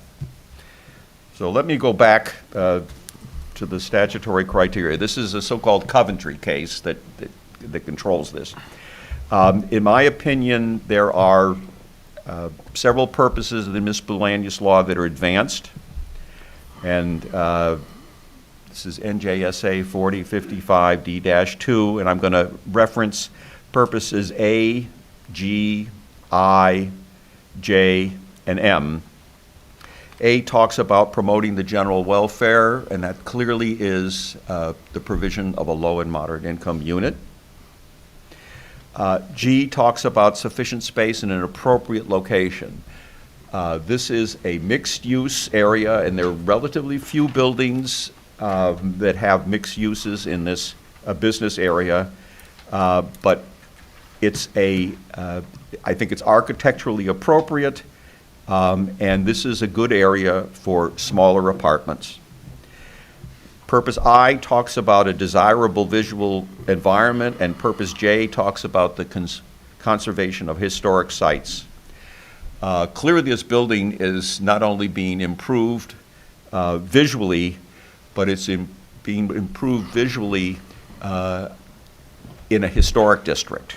And there's been a lot of discussion about how the applicant has been very sensitive to that and has complied with the requests of the Historic Commission. Purpose M talks about lessening the cost of development. And again, rather than tearing down part of the building and putting parking in the back, the applicant is doing what is the logical thing to do. And again, in a very sensitive way, structurally putting this on top of the existing structure. There's a lot of steel involved here, but the applicant wants to do the right thing. The rear yard setback is a minor issue. It's largely an open structure. It's not closer to the rear property line than the shed that's already there. It clearly has a public purpose in terms of emergency access. And going back to the master plan, this, in my opinion, doesn't substantially impair your master plan. Your master plan talks about the need to have shared parking. It recognizes that's an efficient way to do things. And again, the applicant is intending to use public parking for the daytime and his Lorraine building for Saturdays and evenings. Your master plan says you can exceed the density if you're accomplishing some public purposes. Here we are doing substantial rework of the public right-of-way, but more importantly, we're providing one of the few low and moderate income units in the upper Montclair area. And your master plan says that smaller units are appropriate in a setting like this that's close to mass transit. I think that, in my opinion, the applicant has met the standards of the Coventry case, addressing the problems that arise from the additional 4 units, largely issues of parking. And I think we have a sound solution. And again, the applicant has the only other property that really has enough parking. It's the Lorraine building with 60 parking spaces. Every other building in this immediate area doesn't have virtually any on-site parking. And frankly, you don't want it. If every building had code-compliant on-site parking, you would have like a Route 22. Buildings would be separated. It wouldn't be a walkable environment. This, frankly, is what you want. So I think the applicant meets the Coventry standards. I think the rear setback is a minor issue because it's only a small component of the building and it's largely an open structure. I think that is consistent with the master plan.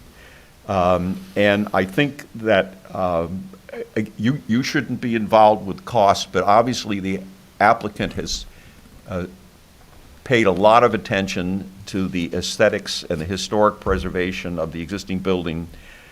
From his point of view, he needs the 6 units to do that level of work and to provide a low and moderate income unit. And in my opinion, if you approve this, it can be approved without substantial detriment to the public good and without substantial impairment to the zone plan and zoning ordinance. No further questions. Mr. McCulloch, do you have any questions? Thank you, Mr. Stec. It's good to see you in the new year. Thank you. Just a couple of questions for you, since the focus is on density here. With your exhibit on page 1, it becomes fairly obvious to me that if we approve this project, this would become the tallest building on that side of the block. Would that be your assessment as well? Well, it would read as a three-story building. I didn't, I don't know the exact linear footage of the other buildings, but again, we're between one-story buildings that, would have the right to go potentially to three-story buildings, and then that's framed by three-story buildings, one over, one at Lorraine and one in the other direction. I would be uncomfortable with a four-story building here because it would stick out. But the answer is, if you look at the pattern of buildings in the area, right across the street, Mr. Pavel did that building, and that's a three-story building. The top story is masked by, the roof surfaces. Right. But this is not unusual, and I think what is compensates for that is the level of detail of the window and the bricks. I mean, I think it'll look like it was always there, is what I'm saying. Okay. Yeah, I mean, I noticed that, the other two buildings in your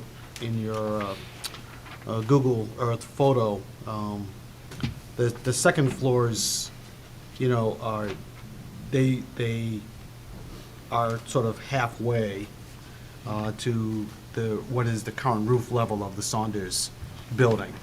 So that's what, when you're putting two more levels on top of You're right. it, obviously it becomes. It looks, now, again,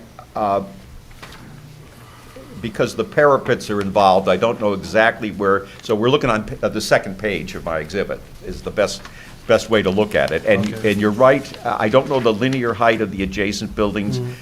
This might be slightly taller of them, and again, because we're not taking off the roof of our existing building, we're building on top of it. Right. So you may be right that it's slightly taller, but in my opinion, it's going to read as a three-story building, and that's not unusual in the district. Okay. So from your part of the assessment that you're bringing to us is that this is a good project and it should be approved, that it doesn't significantly increase the density of this area. I mean, that's basically what You you're read my saying. mind. Okay. So let me challenge you a little bit just in terms of sort of stepping out of what is sort of the immediate or the specific project and taking more of a forward look, okay, which is to say that you have buildings on either side of this that obviously are one-story buildings. And if the owners of those buildings decided that they also wanted to put apartment buildings, two-level apartment buildings on those buildings, would your assessment of the density be the same, or would it sort of be more challenged? Well, I think, first of all, those other buildings seem to be less historic the way they've been treated. So the question is, are those owners willing to go up a little higher, do the work that we're doing? Do those owners have a parking solution that we have? And if they don't, it's less of a strong application. I think there is a constellation of features here that make this a comfortable approval. I don't want to tell you that someone couldn't present a building. And one thing that's concerning on the building to the east of us, that three-story buildings has windows on the side, and they would lose their windows. And that's why this applicant is looking ahead and understands that that's a possibility. Again, I think there's a constellation of features here. The architecture, the amount of work that they're doing, the fact that he's got, what's the negative? It's largely a parking issue. He's got the answer. Okay. Yeah, I mean, the reason why I really sort of asked that sort of forward-looking question is because, both in terms of the master plan, but also just in terms of the character, of this neighborhood. And I'm sure, we obviously have an investment, both in terms of maintaining the master plan, but then also, or staying in accord with it, but also in terms of just maintaining the character. Yeah. Not sort of venturing into a development project that ultimately is going to lead to that character being changed dramatically, potentially changed dramatically, and that's sort of the reason why I posed the I question. know that the master plan expressed a concern about tall buildings in the central business district. That is clearly a concern, and they wanted to ratchet back. This is a comfortable scale here. Again, I would be, a lot of people like to do 3 stories stick over like a parking level and stuff. A 4-story building doesn't fit in here. Right. The other question I have, and this is my last question really, and that is, this project has been, the first floor, the restaurant, has been presented to us as a Michelin level facility, and we know what that is. So, and of course, and the intent is for it to be for evening dining. So it's not a breakfast or a lunch necessarily kind of facility. It's Well, the I'm focus guessing is it's on- lunch and dinner, but, Okay. So the question I would have is sometimes for this level of restaurant, there is an expectation by the clientele to have certain privileges, which may or may not work well in this area. For example, valet parking. So if for this type of facility, the owner of this restaurant would want to have the facility of valet parking, such as which happens on Church Street, for example, how would that sort of change, or would it change your sense of the issue or the question of density in terms of this particular location? first of all, obviously you can't condition approval based on one type of restaurant or another. I can tell you that that's the applicant's intent. That's why he bought this building. He's very much interested in it. To have valet parking, you have to have some place that you drive the car to. The bottom line is, I don't think the applicant is anticipating that. And the answer is, the one good thing is, at least on the weekends, he does have a property with 60 parking spaces that's in convenient walking distance. But that's not part of the application. We're not anticipating, this is a walkable business district. There is parking very often in the evenings here, so I don't anticipate the need for that. Okay, thank you. Mr. Church? I have no questions. Mr. Goldfield? Does Montclair have a Zone 4 village in their zone? Yeah, because on your thing here, you have like a Zone C4 village. That's not a zone, that's a master plan category. Okay, but does Montclair have that in their master plan? Yes. They do? This. But it's not a zone that we deal with, right? Well, the master plan recommends use districts and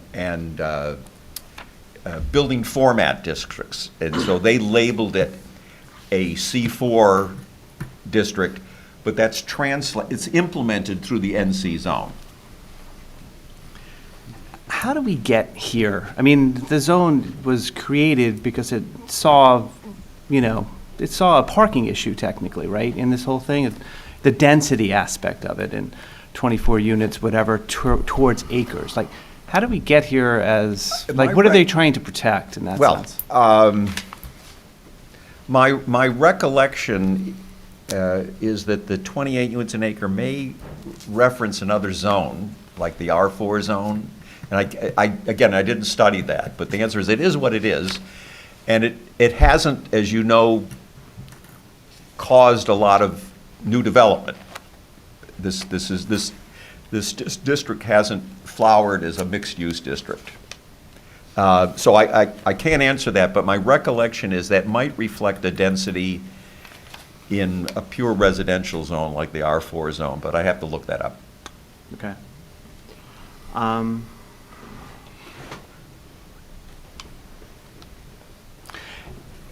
The applicant has talked, or not necessarily him has talked, but you've talked about he's got a smatter of different parking schemes that he has.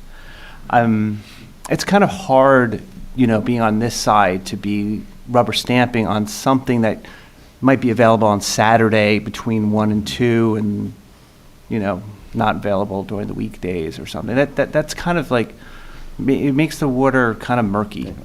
Well, first of all, while you might say, the total parking requirement is, what did I say? 12 plus 15. Yeah. There's one small point I want to mention, and it's just, your ordinance says, well, first of all, we're functionally talking about just the residential units. Because we could go to a restaurant tomorrow and that's the end of it. Yeah, absolutely. What is the resident, and your ordinance says for residential units, you look to the RSIS, Residential Site Improvement Standards, the state law. They amended the state law that said, we're going to recommend a number of units, and that's 2 parking spaces per 2-bedroom apartment. So technically, for the 6 units, we would need 12 parking spaces. But they amended the law to say, that's the maximum. You can't require more than that. Mm-hmm. And they also changed the law that says, you don't need an exception to do less than that. Okay. And that reflects a state policy that we shouldn't we shouldn't regulate housing density necessarily based on a full complement of parking. And that's not, because you reference the state law, that's a theme here. The answer is the applicant has to address those 6 units. He has 10 permits he's willing to commit to this building. And frankly, this is a little bit self-policing. I don't think someone's going to rent a 2-bedroom apartment here and necessarily, first of all, use both bedrooms. But the answer is they're going to know what the parking situation is because there isn't a spot on this property. To me, the comforting is this is an applicant that has a number of properties in town. He's handled residential units before. He knows how to manage them. And he has the permits today, and he has overflow within a block. I just feel just a thing, just to kind of like contradict a little bit or go back on that. I think that the reason why the zone is put together is to avoid density. Mr. McCullough's brought up the situation that if this building goes, other buildings next to it might go there, and there might be some things that stop them because they don't have the parking regimen like our client does, but there will be a push for those other properties to be developed and stuff like that. And then we have to get back to the beginning of all these conversations of what density is and can this area sustain density? Again, I think the protection here is that we're complying with the bulk standards, except for that stair tower in the rear. This building is not too big. No. So, again, we could put in 2 dwelling units, they'd be monster dwelling units, and I don't think that's good for the area. Mm-hmm. Yeah, I agree. It's got to be a gentle mix. Yes. In some way. Okay, thank you. Thank you, Mr. Chairman. Quick question. You've mentioned the 10 permits for day parking. Is that in the, where is that? It's in the public lots during the daytime. And I'm not, it's not confined to a space. It's just that the applicant, because he owns, I think this is his 4th property in town, and some of them are dwelling units, and some of them are, offices and retail uses, that he's held these permits for a long time. And I think it's either, the convenient lots are the Bellevue with the Bellevue-Lorraine lots. The public parking. And then I guess overnight parking and weekend parking, that's in the other in the private property. You can get overnight parking permits also, and there's, there are vacant lots in the public lots overnight, but he has a special resource because he has this property with 60 spaces that's virtually not used in the weekend. So why not do a shared parking approach is his theme. Okay, all right, thank you. Mr. Cruz? Good evening. Is that section classified as a transit village? Well, this would be a transit village, but I don't think we have a formal state designation. We haven't applied for that. But this would be eligible as a transit village, because we're actually, that goes up to a half mile from a train station. We're Yeah, a yeah, few you're hundred feet. So certainly within this the would public meet- transit. This would meet the standards. Okay. And then you said that the 60 lot parking was about a block away. If you look at A2, the upper photo has a building in the lower left quadrant.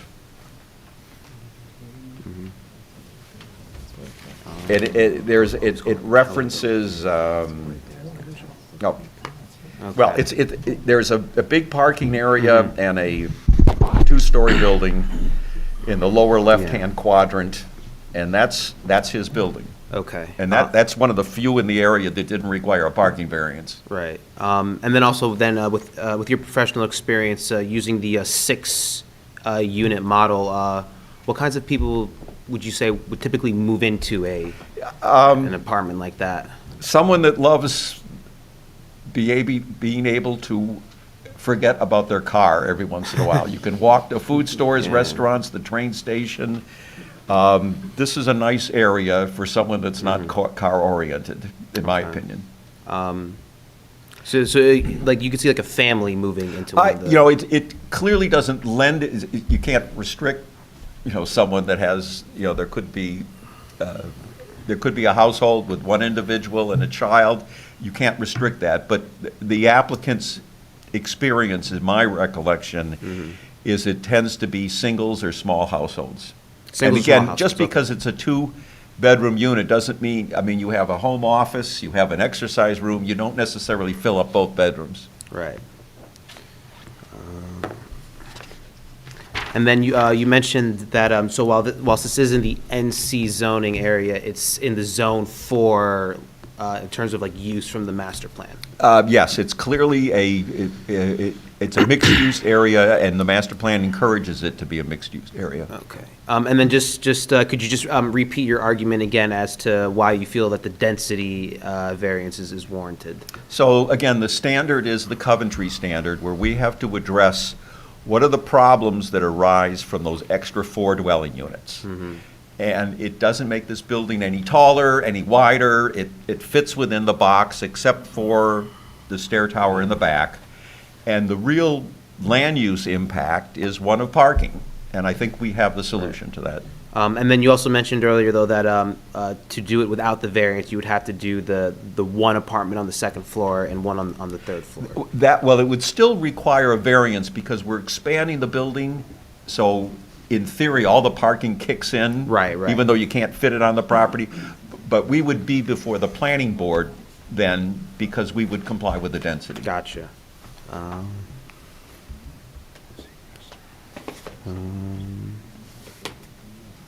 Okay, no more questions. Thank you. Mr. Moore?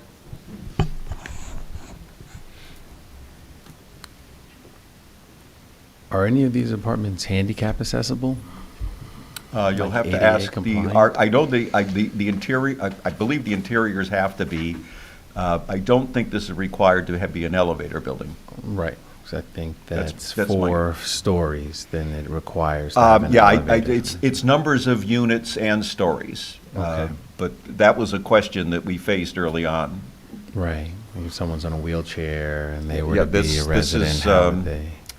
not accessible to that degree, but I think within the units, they're all designed to be adaptable for handicapped individuals. Okay. All my questions have been answered. Mr. Griffith? I understand and appreciate your presentation. I have no questions. I have a couple, because you'd be disappointed if I didn't. You were going to ask me about the Michelin tire sales on the 1st floor retail.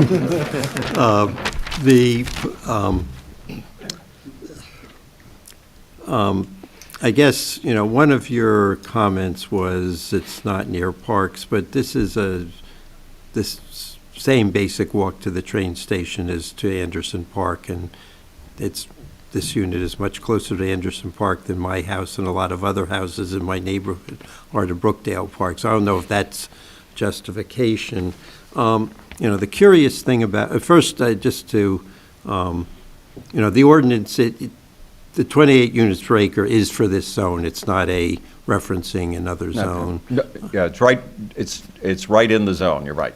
Okay, and then the ordinance in the zone makes a distinction as to the height of the building, where it allows 3 stories for mixed-use buildings and residential buildings, but limits commercial buildings to 2 stories. So is that a justification, at least to get to this 3 stories, is what the zone specifically allows for this type of building? Well, it specifically allows 3 stories for this proposal.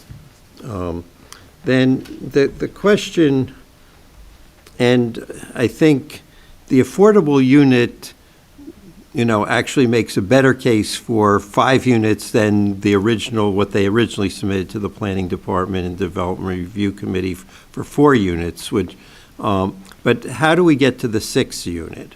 I don't think the contribution for the extra unit does that. What is the justification for doing the 6th unit? I think it's efficient use of land. It fits within the building. Again, while the upper 3rd floor, the units are slightly larger, these are reasonable size units for an urbanized environment, 700 to 800 square feet. The answer is it fits within the building. I suppose you could combine the 2 of the units, go down to 5 and have like a 3-bedroom unit, but this is not an appropriate area for a large family, in my opinion. Normally,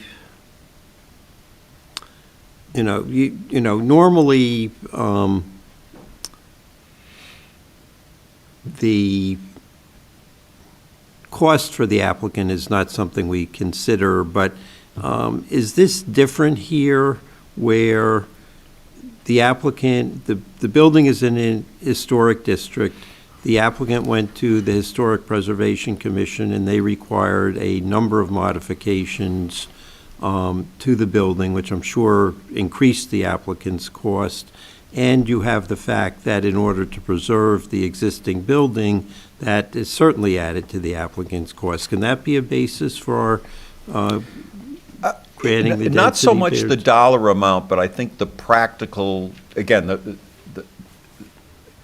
I think the applicant has gone above and beyond what a normal applicant would do in treating this building carefully. He's structurally doing gymnastics, getting bricks from Virginia. It seems to me that because the promotion of aesthetics, and especially aesthetics in a historic district, that's a public purpose. Okay. So then my issue on the parking, and we had another application recently, and I think you would concede that what the restaurant becomes, we're approving a restaurant, and whether it's open 24/7, only evenings, 3 days a week, we have no control over that, and arguably we could, but I don't think we want to have any control over type of restaurant, hours of operation. So the issue on the parking then is, and we had another applicant that was where there was a restaurant on the property, and the applicant said, oh, we'll just be open evenings. So some parking concerns we had, and within a month of opening, it started serving brunch on weekends, which was one of our parking day issues. We won't mention who or why, but anyway, but I'm assuming that over time this will be open, Saturday days, and parking is full in Upper Montclair Center on Saturday days. My only response is that,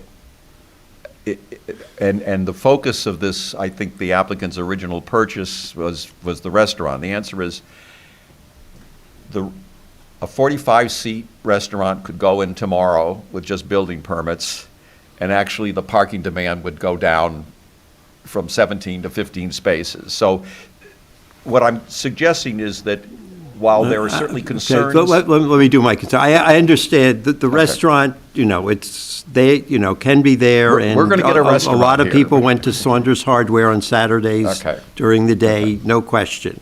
The issue is, the likelihood is, the residents of the apartment, and I'll agree, they're not going to have 2 cars each, but many of them are going to at least have 1 car, and they're going to be home Saturday's day because they can walk to shopping, walk to that restaurant or another restaurant, go to the grocery store, go to a bank, everything you can do in Upper Montclair.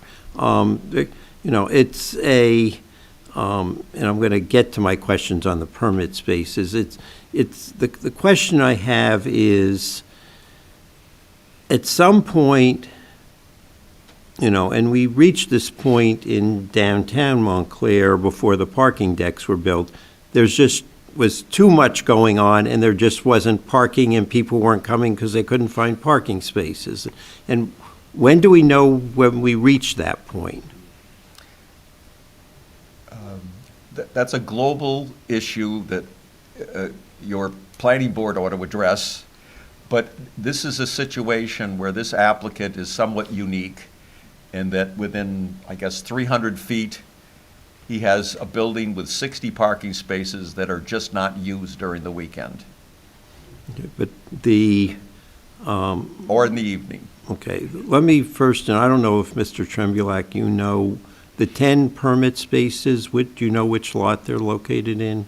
The permit allows parking in what they call the U parking lots, which is It's allowed in all 3 lots? The 3 here, there's actually 5, but the 3 relevant ones are Bellevue Avenue, the Belleville-Lorraine lot, and then the Upper Montclair Plaza lot, where behind the movie theater. Okay.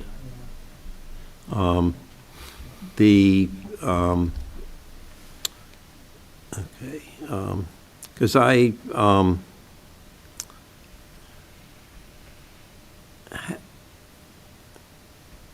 how would people know? I'm going to do a condition that those permits go to residents or employee, and if the residents don't need all 10 permits, that they go to employees or the owner of the restaurant. But the question is, I think the issue is customers of the restaurant, how are they going to know that they can park in the building that's catty corner across? That's not for them. I mean, there could be an informal way of doing it, but they're going to be like any business in the neighborhood commercial area. They have to, we don't know how many customers they're going to be here. But that's kind of the as of right part of this application. I could put in a saying they're restaurant. available, people have to know that they are Now, entitled to use it, because normally that's an I see a parking lot on a private business, Yeah. I don't go and park there. Right. No, that's I think a management issue with how the applicant wants to run and manage the restaurant. But I don't think it's certainly helpful, but I don't think it's a land use issue because it's really not a requirement. Again, the restaurant is as of right use. We had all this, testimony all this, and you had testimony, there are these spaces over there. Again, the focus is the added burden is from the 6 residential units. Because the applicant can tomorrow put in the restaurant or a tire store on the first floor, just needs building permits. The focus of the density variance is not the commercial use, the restaurant. The focus of the density variance are the dwelling units. That's why it's a D variance. Okay, but I agree with you, wearing some why are we hat I fighting? otherwise No. wear my life, but, I think the issue, and while I agree ultimately it's for the governing body and the planning board to address, I think we can't put on blinders and ignore there's a significant parking deficiency in I'm this sure building. well, I'm not sure. I believe that the applicant wants to make its restaurant customers happy. And if that means to make sure they're aware that there is parking at his Lorraine building, he can do that. And that's in his own best interest to do that. Can we require that he, I mean, I'm assuming, if it's a quality restaurant, people will not be eating there just once and never coming back. Okay. Is that something the board can appropriately do? Would you ask that again? Can we say that they have a notice that parking is available at whatever the address is on Lorraine? And I don't know, well, the answer is, I'm sure that I can't speak for the applicant. I believe the applicant would be willing to do that because it's his own best interest. I'm not sure it's appropriate to be part of a resolution. Well, but we've imposed conditions saying, and we're going to impose here, that parking permits be available, sometimes it's employees, sometimes it's residents, and we've done that any number of times. And that's reasonable to me, because that focuses on the new construction. And again, if they don't need the 10 permits for the residential units, it makes perfect sense that employees get some of the 10. Okay, any other questions from members of the board? Just a quick question. I mean, I for the restaurant, like, I know it's not part of the deal, but if they do become like selling retail stuff out of that would be something that we, like, it's not going to happen, but No. just in general. It would be we're proposing a sit-down restaurant, period. Any other questions, members of the board? Any members of the public who have any questions for this witness? Any testimony about the application? Anything you want to say about the application? Okay. Mr. Tremblak, you want to sum up? Yeah, I'm going to try to, I'm going to be brief given the hour and the fact that you've heard all of the, arguments in support of the variances from Mr. Stec, and I don't want to repeat them all. But just with respect to the parking, our intention, as Mr. Stec indicated, was to provide parking for the tenants. And we're doing that with the permit parking spaces that cover daytime. And our intention was to, for Mr. Pavel to allow the residential tenants to park nights and weekends at the Keller Williams building, 237 Lorraine. But I just talked to Mr. Pavel. He has no problem allowing the 237 Lorraine parking to be utilized, for people going to the restaurant. So he would certainly make that available, and certainly the restaurateur would, I'm sure, readily be happy to inform customers that there is available parking in that lot. So that would be made available. So, I think, we've covered the additional parking demand that we're creating by adding the 6 apartments to this building. And I think that, we're obligated to do that. I think we have done it.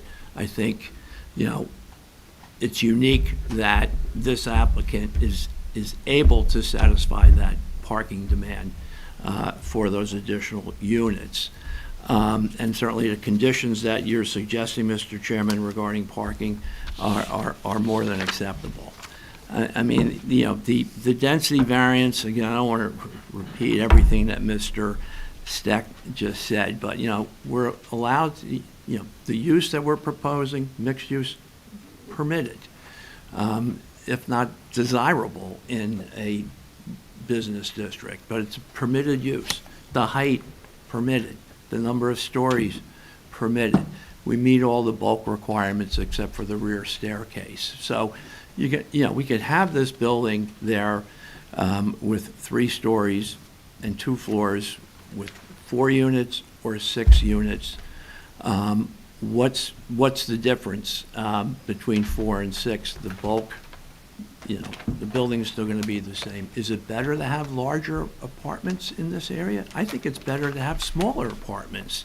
And, you're not, you were talking 700, 800 square foot apartments. As you've already indicated, it's not unlikely that tenants are going to have more than one car, but you're not going to have families there. And you're going to have smaller units. And Mr. Stec has pointed out, in the master plan, there's recommendations that Montclair provide a mix of appropriate household topologies to meet changing and aging demographics. Montclair should aim to provide a mix of housing types that work for smaller household sizes as well as for non-family households, have lower square footages, and are accessible for seniors and special needs residents. Smaller is better here. The only negative thing about additional density, as Mr. Stec pointed out, is that it typically would mean more of a parking demand, but that's not the case here, given the location I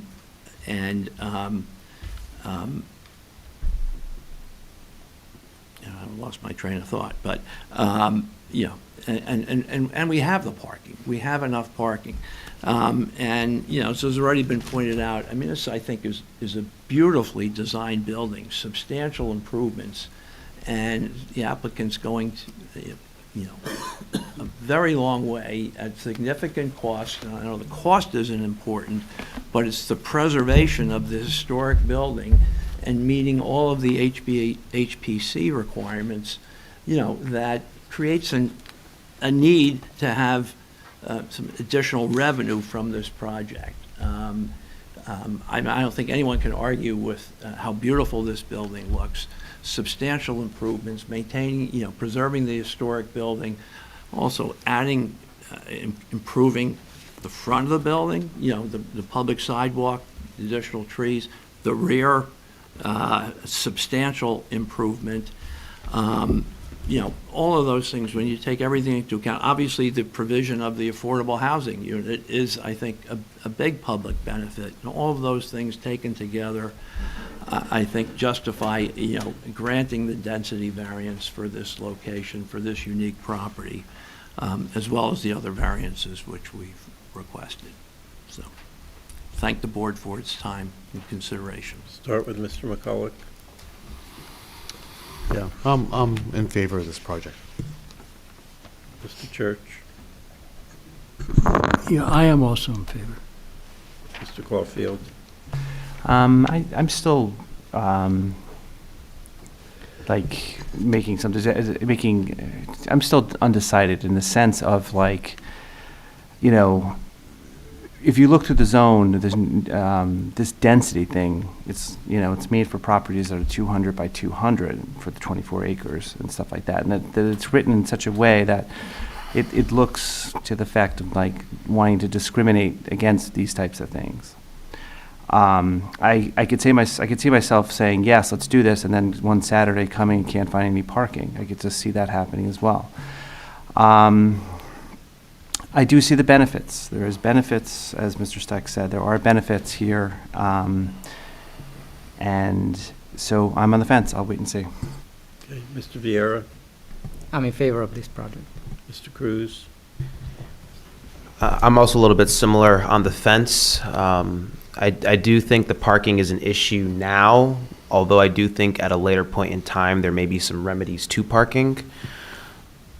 I think this is a very, very well-prepared presentation, and I think this is one of the few cases in which, with all of the adherence to the historic preservation, with staying within the height, staying within the bulk, this could be an example of what it looks like to get a more dense building, adhering to these rules.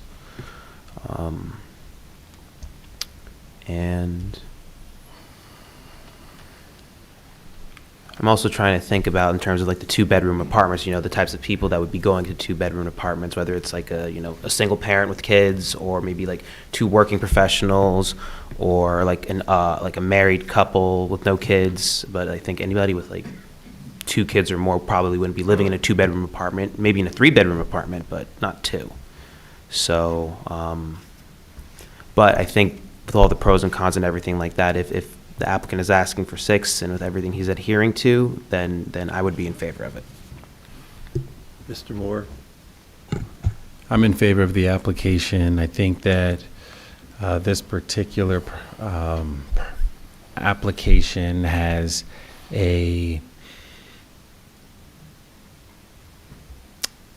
it fills a need where you have parking, and so the residents would have a place to park, and not all of our residential owners are able to provide that in a city like Montclair where it's very limited.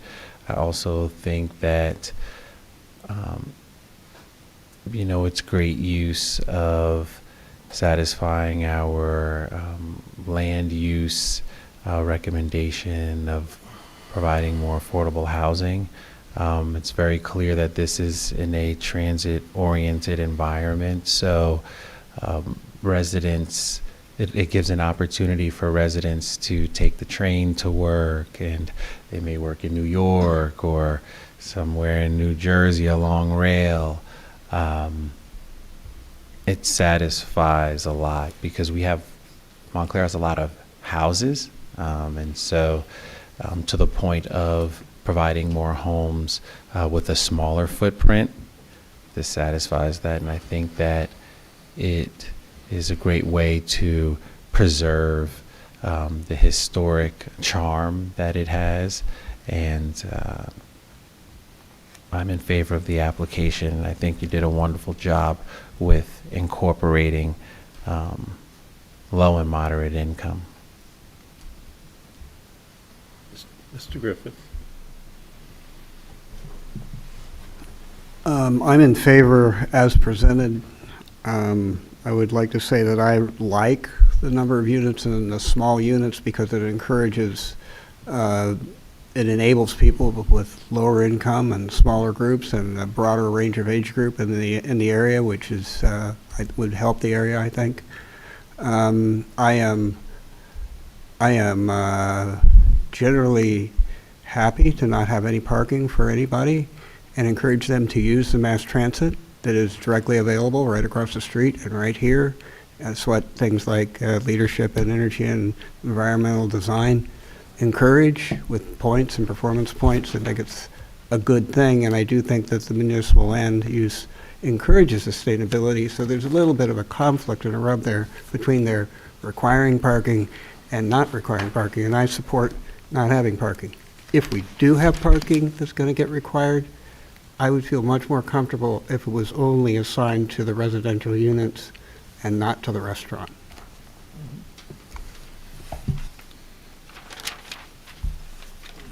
I'm in favor, so no one panics. Let me do a couple of things. I think, as I indicated in my question, Mr. Stec, I think it's providing the fifth unit certainly creates a situation that is better than if there were 4 units. Having an affordable unit, I think one of the things that this town has struggled with is to have affordable housing spread throughout the town, and the unit we approved previously, I suspect, is not going to be built. That project, if it was going to happen, I'd be very surprised if it came back to life, but who knows? It's also in the Upper Montclair Business District. But hopefully this will go forward. The 6th unit, I think, is a little, I don't think that can be, affordable housing can't be the basis for that, but I think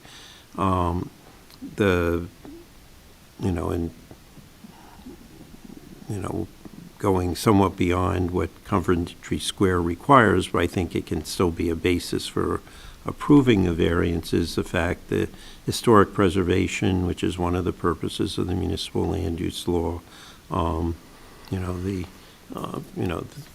facility, having development near a train station is important. I struggle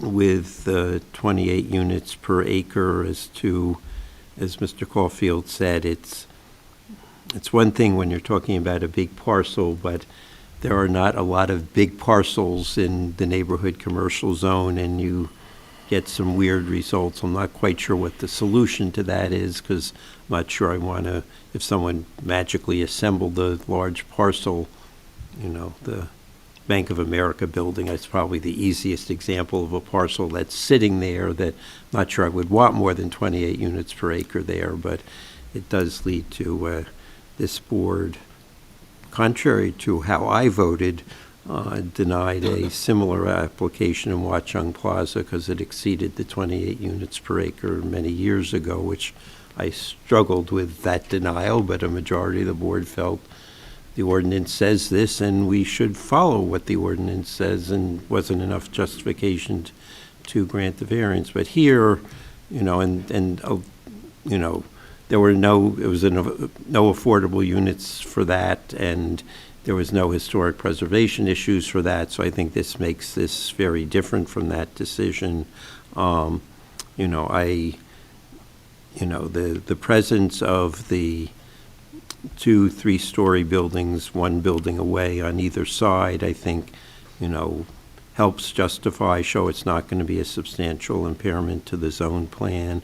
The zoning allows the 3 stories, it allows the 36 feet, which the building conforms to.